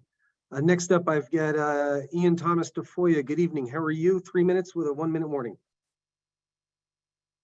You want to come off mute there? Hi, can you hear me okay? Yes, sir. How are you? Hi, my name is Ian Thomas Tafoya, and I'm here today to speak in behalf of Mount Blue Sky. I am the co-chair of the state's Environmental Justice Action Task Force, a member of the Department of Natural Resources Equity Roundtable, and a historic Denver board member. And I'm here today saying that I look at this mountain every day. In my entire life as being educated as an Indigenous youth in Denver, Colorado, I knew the story about Mount Evans. I think that having the opportunity to rename it to Mount Blue Sky, which does, I agree with the previous speaker, echo what this existence is to live in Denver, Colorado, and just how beautiful it is. I think the most important thing that we can do is to educate along the way. And I think renaming it is just such a profound moment. And I'm so grateful that we got to hear. I agree with Renee Millar-Chacon, whom said, yes, he can't get to 100% consensus. It's really challenging and difficult. I don't think it's time for us to delay. I think it's time for us to move forward. And what can be a great solution is we can tell the story of this moment here and other names that were important and why they're significant. I hope that we're capturing all of the information that is being shared by individuals who care so deeply about the naming of this mountain. I hope it goes into the history books. I'm curious how this is going to go into curriculum for students, but I will leave it at that because I know it's going to be a long night. Thank you. Thank you. Appreciate you taking the time to join us. It's good to see you, Ian.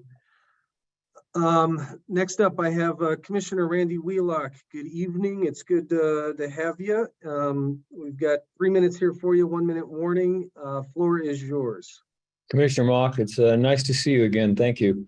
I'm Randy Wheelock. I'm the commissioner from Clear Creek County. And basically in our county, I directed most of the process that we went through for over 2 years to come to conclusion. I personally visited the Sand Creek site in 2020 for the ceremony on November the 29th. By December, we invited both Cheyenne and Arapaho to come to our Board of County Commissioners room and educate us on the reasons for the necessity of name change after the proposals began to come out once we finally had proposals from Native American tribes.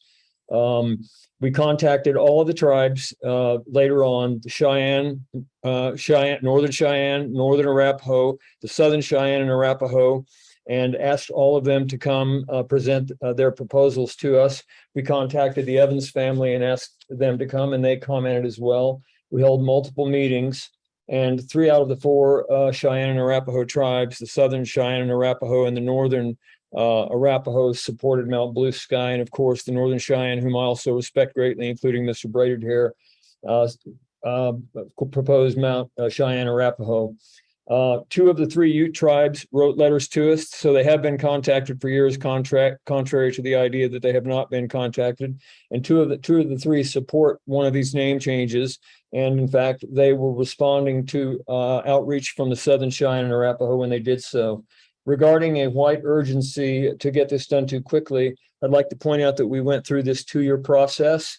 But that's nothing compared to the 158 years which have passed since the Evans proclamations, Governor Evans proclamations of 1864 and the massacre. Almost all of the tribal members that I've talked to have expressed frustration with how long it has actually taken to get this far after years of effort to get the name change. So most of the tribal members have expressed to me that it's taken too long. And so that's how we at Clear Creek came to eventually officially 1 minute. Mount Blue Sky after 2 years of investigation, outreach, and learning, and having the tribes teach us. We also were somewhat reluctant to proceed, wishing that the tribes would come together until it became clear to us that they likely would not. And at the end of the day, I'd also like to say that we have submitted for a grant in one way or another intend to facilitate a process bringing together all the public land managers, which will be necessary for name change, to become educated by the tribes and work with the tribes so that all the name changes create and provide historical interpretation, so that we will finally have taught the history and the lesson of the massacre, because 158 years of it being 125 years to 127 years of it being named Mount Evans has not done so. Thank you. Thank you. It's good to see you and appreciate you taking the time here, Commissioner. Next, I've got Katie. Good evening. If you want to come off mute there, 3 minutes with a 1 minute warning. How are you? I'm good. Nice to see you, Tim, and everyone else on the call. Gonna do my best to make it through some notes here, but I just want to say that I have had the honor of working with the Mistahik Coalition for over 2 years. And that coalition has 100% been Native led. The intention behind the entire coalition is Native voices first and always. And at one point in my involvement, I contacted Renee at Spirit of the Sun, Shannon, that organization, as well as chatted with Fred and Chester about my involvement as a non-Native person. And they encouraged me to stay involved. And so I've been helping behind the scenes as an ally. And so I think it's just important to note that this movement has been Native led. And those of us who are allies on the back end are very much taking direction and supporting what the Southern Cheyenne and Arapaho and the Northern Arapaho have asked when it comes to Mount Blue Sky. I also want to touch on the fact that many of our supporters are in Colorado. I don't know who has information that most people aren't, but living in Colorado in the Denver metro, the people I am meeting when I'm out talking about this, when Morningstar and I are tabling at events, we're meeting people in Denver, in the Denver area, who are very excited about Blue Sky. Sarah Ortegon, who is Arapaho and Shoshone, painted a mural at the Patagonia store. Morningstar has been a huge advocate in the community. Renee, folks from Spirit of the Sun have shown up. We have support from the Northern Colorado Intertribal Powwow Association, as well as Trees Water People, which is an Indigenous organization in Fort Collins. And Women of the Mountain has also shared their support. And so there is Indigenous support. We've also had over 500 attendees register for and listen into our educational webinars about Indigenous history in Colorado. And so there has been a big effort for the past 2 years to educate people and make sure that people know why the renaming is important, and making sure that we're doing the best that we can to elevate Native voices and to tell their side of the story about what really happened in our state. So I encourage you all to visit our YouTube page to learn more and see the work that many people have put in, and to have people continually come to these meetings and have to rehash out the history of what happened to their ancestors and how it affects them today is very painful for people, and it's exhausting. And so I hope we can acknowledge that the more we drag this out, the more we're putting people through that painful process. Thank you. Thanks, Katie. You win the perfect time award there. That was spot on. Okay, good. That is the public comment that I see on my screen. What I'm going to do is do a last call for public comment. If you can raise your digital hands, again, the reactions button, there's a raise hand function. Just want to see how many others we may have here, and might need to have a discussion with the board given the hour here. So is there anybody else that would like to speak this evening on public comment? I'll give it just a second here. I've got 1, 2.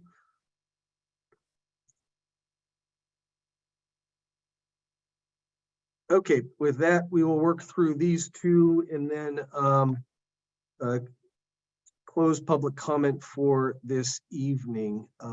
So with that, I've got Shayna Oliver. Good evening. How are you? If you want to come off mute, you've got 3 minutes with a 1 minute warning, please.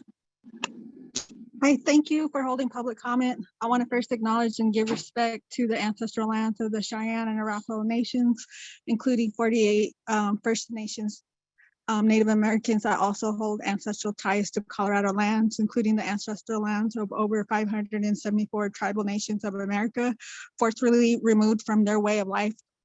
My name is Shana Oliver. I am a state coordinator with Moms Clean Air Force, as well as Eco Madres, working on environmental justice, as well as an Indigenous people's rights advocate. Importantly, I'm a parent. I'm an Indigenous mother of 4. We are the descendants of the genocide known as the Indian Removal Act and Indian Act, known to the Dene as the Long Walk of the Navajo. These type of human rights violations have deeply impacted Indigenous peoples, communities, health, wealth, and environmental well-being. And the federal government is responsible for aiding, acknowledging, and ensuring the honoring of Indigenous peoples' rights of Native Americans, First Tribal Nations over ancestral lands. Importantly, upholding the Peace and Friendship Treaty and respecting traditional ecological knowledge of all tribal First Nations of Native American Indian tribes. Because of these disregards to the Peace and Friendship Treaty, environmental racism continues to impact not only Native Americans, but also has harmed Black Americans of African descent, Hispanic, Latino Americans who lost their Indigenous identity, and those economically challenged have been vulnerable to exploitation. And this is why it's important that we respect the traditional knowledge of Indigenous tribes that hold this knowledge that will continue for generations. And as with Moms Clean Air Force, we respect and honor the tribal sovereignty of all tribes and for them to have self-determination, as well as respecting the tribes that have already been working together and have already 1 minute. United under Mount Blue Sky. So we are supporting the ecological traditional knowledge of Mount Blue Sky to honor the Indigenous First Nation tribes of this area that we reside on, now known as Colorado. So thank you. Great, thank you, Shana. Appreciate you taking the time to join us and for your comments. And next I've got Fatima Ahmad. Correct me if I mispronounced your name.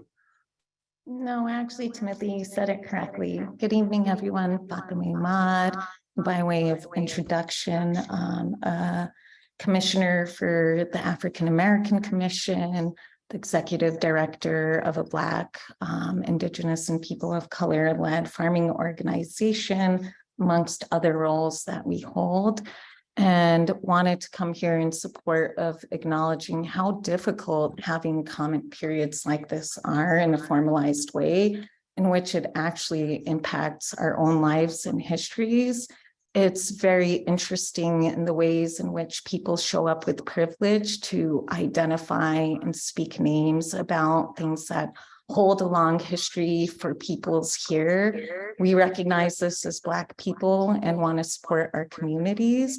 We also want to say that as we hear a lot about how long this has taken, we have seen what's happening across the world, from Ukraine to what has happened here with Black communities, to recognize the histories that are important and dismantle certain things that don't represent our environments in these ways. And we want to defer to our communities here who are to speak and name these things, and ask other people who don't deal with these harms or the adamant or imminent realities of this in their environment to step back and recognize their own privileges, even in being in this space, and to honor those who have long been here in these spaces and give that space of upholding people to name things in the ways that they have been historically or that matter for the future. And so we're here, and myself as a person in those communities, to say that we stand with you and to add that into this comment period. So thank you. Great, thank you. And again, I really appreciate you taking the time to join us here. Looks like we've got one more. And so Andrea Valeska, let's go to you. 3 minutes with a 1 minute warning. Thank you very much. Good evening, good almost good night to everybody. Thank you for giving the opportunity to public to speak. My name is Andrea Valeska. I come all the way from South America, from Chile. My lineage is the Mapuche. Mapu means Mother Earth, Che means people. So I wanted to speak from a place of nature.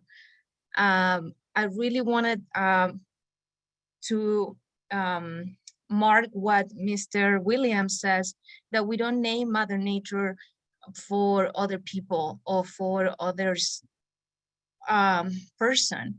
Mother Nature, we cannot sell Mother Nature, we cannot own Mother Nature. So to be sitting here today, listening to many people asking to name Mother Nature after a person, independent of what this person did, is very disrespectful for Indigenous people. To have right now Indigenous people leading this proposal is a history happening here in Colorado. So you guys as a board member have an opportunity to support history in the right direction. I'm also part of an organization called Right Relationship Boulder that we support right relationships, and how can the land have been asking for healing for many, many times through the fires, for example, that it had happened here that we have all experienced and seen how the land is asking for reparation and for right relations. So to see today and to hear so many people speaking and seeing the support that Blue Sky Mountain has at the moment, is really beautiful to see that there is change happening here in Colorado and that the time is being taken. It has been a long time, 2 years, but at the same time, history is happening because Indigenous people are having a voice and Indigenous people are having an opportunity to share what is important for them. And as a form of reparation of the massacre that happened in this land, I think it is a beautiful step toward right relationship and toward healing for all of us. And I'm in support of Blue Sky Mountain as a form of healing for all of us who have the privilege right now to live in this sacred land. Thank you very much. Great, thank you. Appreciate you taking the time to join us and for your comments. Okay, with that, seeing no further public comment, we will close public comment. And with that here, we'll move on to our agenda item 13 here, discussion on next steps, possible motions. Commissioner, let me start off with Representative Benavides, since she made this amendment, and then Commissioner, I'll come back to you there. Representative, if you will. Well, thank you. And just to say thanks to everyone who spoke tonight, whether as a proponent of one of the proposals or providing your individual public comment on what's at stake here and what we will be determining as members of this commission in making our recommendation to the governor. And many of you were absolutely right. This has been something ongoing. We were, even if we didn't know when we became members over 2.5 years ago of this commission, we were made aware that this was one of the pending proposals. And it was pending before that time in 2020. So it isn't that it hasn't had a lot of discussion or time. I think at least what I heard both at the last meeting and through this meeting, that no one is speaking up that the name should not be changed. I think we received a lot of information that went through Evans's culpability, not only in the Sand Creek Massacre, but what gave rise to the quote, Indian Wars here, that his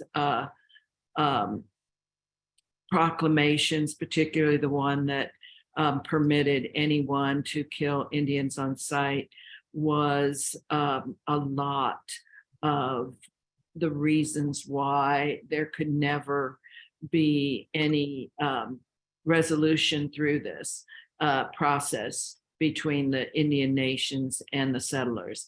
I think it's clear to everyone that he may have had personal motives behind it, and it has impacted all of the tribes that were here. We don't know how many Indigenous people were killed as a result of that proclamation, how many had to flee their homelands as a result of that. So that's a good thing. I think that we at least know that, and no one is speaking up to not change the name. I think the proposals that came forward for, particularly for the 4 individuals, Silas Soul and Evans, Mr.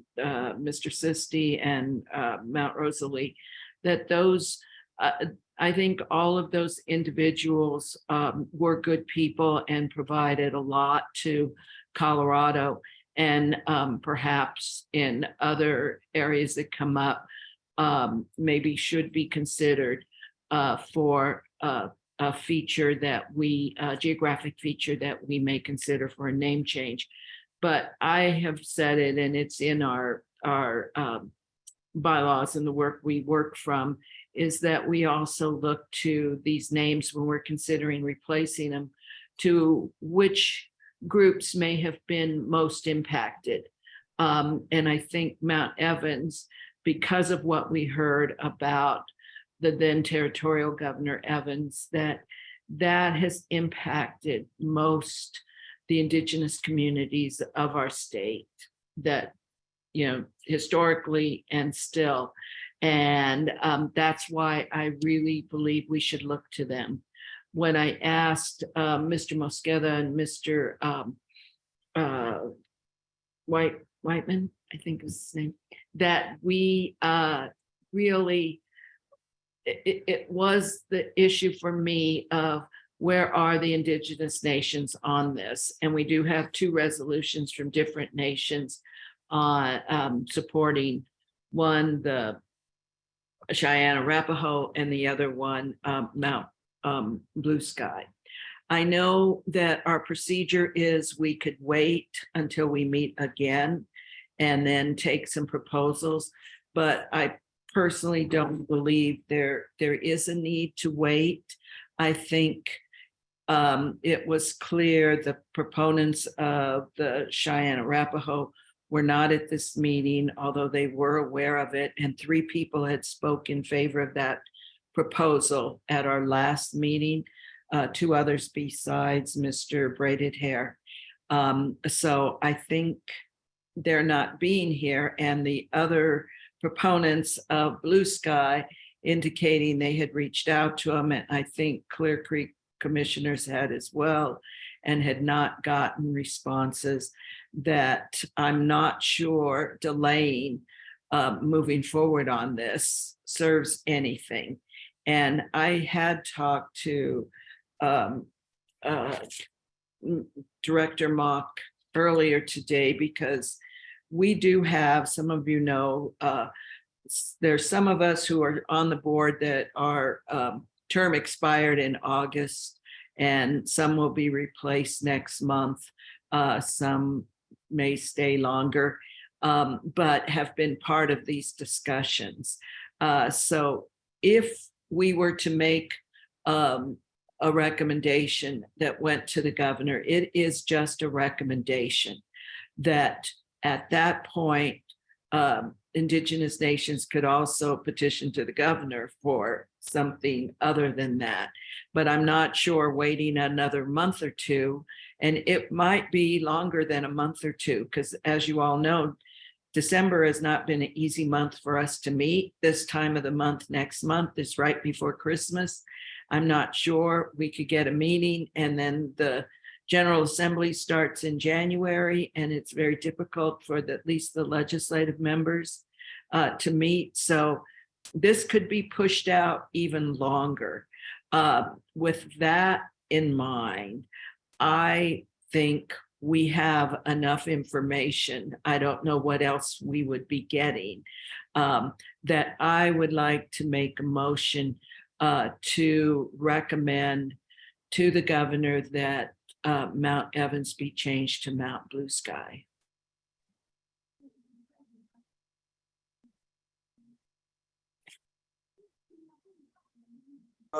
We've got a I motion. second that. We've got a motion in a second here. Okay, discussion, board members. I also agree that I'm not sure that delaying it would give us any more substantial information on which to make this.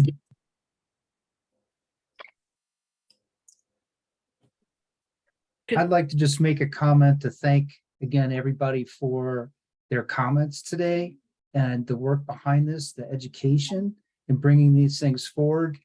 I want to thank also Commissioner Randall Wheelock for the work behind the scenes and reaching out to bring everybody he could to the table. And I also agree that we should move forward with having a vote on this tonight. Thank you. Tim, could I make one more comment? Yes, please. That I didn't mention before is that it's on page 185 and 186 of the packet are the letters from the Southern Ute and the Ute Mountain Ute that are saying they don't oppose the name change. They aren't saying they support either one. They just do not want, they want something that will help educate people in the state that the Utes have been here since time immemorial, even prior to some of the Cheyenne or Arapaho, and that that should not be lost. And I'm raising this because this was an issue that came up 2 months ago when we were doing Negro Creek and Negro Mesa, that people didn't want the history forgotten. That at that point we said they will have to work with whoever it is, if it's Department of Natural Resources or whoever does signage and information. And I would say, you know, since the Utes aren't willing to weigh in on either one and don't want that part of their history lost, that's an education piece for whoever department puts that information out. So I did want to comment that I wasn't overlooking their input as well. Can I make a comment as well? Thank you, Representative. Yes, please. Thank you, Chair Mock. I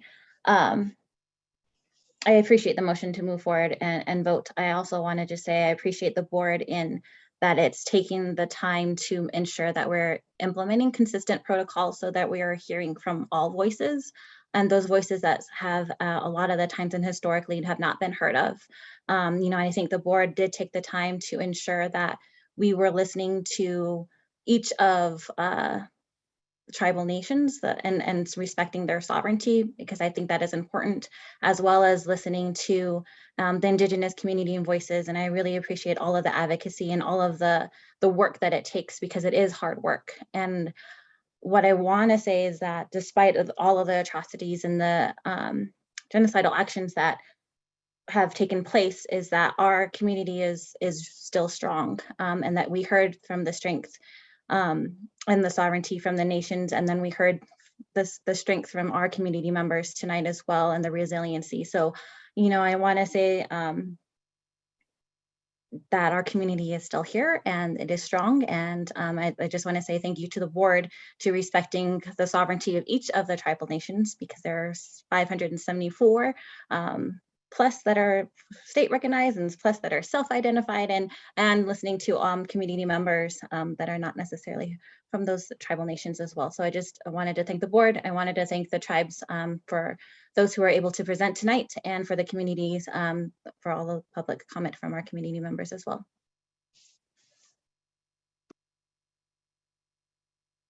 Board members, any other discussion here? I do appreciate Representative Benavides. I know that we did say we'd spread this out to 3 meetings and that there was some level of expectation that we would have another meeting dedicated to public comment. So just kind of interested to understand where we sit with kind of extending this out, or if we're feeling that this is, that we're at this juncture. Any other thoughts here? Mr. Chair, Yes, Director Garcia. thank you. Just a comment relative to my position on this board. I guess I could safely say I'm not a free agent. I'm here functionally as the executive director of a State Department of Local Affairs. I think largely I'm in this position to mind the interest of local governments in the renaming of geographic points of interest throughout the state. And I would say that it's primarily the testimony tonight by Commissioner Wheelock from Clear Creek County, and the dedication and time that Clear Creek leadership has put forth in rethinking this renaming circumstance. I have to say that I'm satisfied that if there were large concerns or other types of concerns other local governments within the region had, that that those would have surfaced by now. And I don't think that I have any evidence that there is any large widespread opposition among other local governments. So if the sentiment tonight is to move forward and make the recommendation, just based on the testimony and the hearing tonight, and obviously the hearing last month, which I thought was quite compelling, I'll support moving on Representative Benavidez's motion. Thank you. Let me go really quick here to Commissioner Schmino. I'm sorry, I didn't catch you earlier when I said I would. I just want to make sure that you've got any comments. No, Mr. Chair, I do not. I agree with what's been said by Director Garcia, and I think it's time to call the vote. Okay. Any further board member comments? Yes, Dr. Gonzalez. Sure. So I just wanted to, I wanted to just say, I appreciate everybody's input tonight. And I did come into tonight with the question of the Ute, and because of those two letters. And I think that Representative Benavidez really kind of answered that for me, that there are other ways, other channels of getting that historical information across. So, and then Commissioner Wheelock's, his comments as well kind of convinced me that there had been outreach to the Ute tribes as well. So I'm also comfortable with moving forward with a vote. Okay. Any further discussion by the board? Okay. I'm sorry, Representative Will, you came off mute. Do you have something to say? No, I just want to go along with that. I said, I know we'd laid out the process, and I'm as long as all the public input is in and we haven't, there's no other input, then I'm okay with moving ahead. Okay, thank you. Any further comments here? I think we've caught everybody. Not seeing anything. Okay, board members. I just want to add that I do appreciate the conversation in the discussion. This is obviously an exceptionally prominent feature here. It's been a long time coming. More importantly, again, I appreciate those that have taken the time to join us, to educate us on all sides of the issues. And for the presenters, it's not easy. There is a bit of work, as you can see from our packet, that goes into submitting a proposal and having it deliberated. I appreciate the public comment, and again, the chat on something that is of great interest to a lot of Coloradans, and to see that we've been able to maintain real civility in the exchange of our ideas. So with that, and seeing no other public comment, I appreciate again everybody joining us here and taking the time this evening. We will go ahead and call the vote then. All those in favor of the motion, signify by Aye. saying aye. Aye. Aye. Aye. Those opposed, Aye. let the record show that it is unanimous, and we will send the recommendation on to Governor Polis that the Colorado Geographic Naming Advisory Board recommends supporting the proposal to rename Mount Evans as Mount Blue Sky. Board members, are there any closing thoughts here this evening? I appreciate you sticking it out here a little extra time. I just want to piggyback on what everyone else has said. I really appreciate all the public input and all the work that went into people submitting proposals. Great, thank you. Any other board members?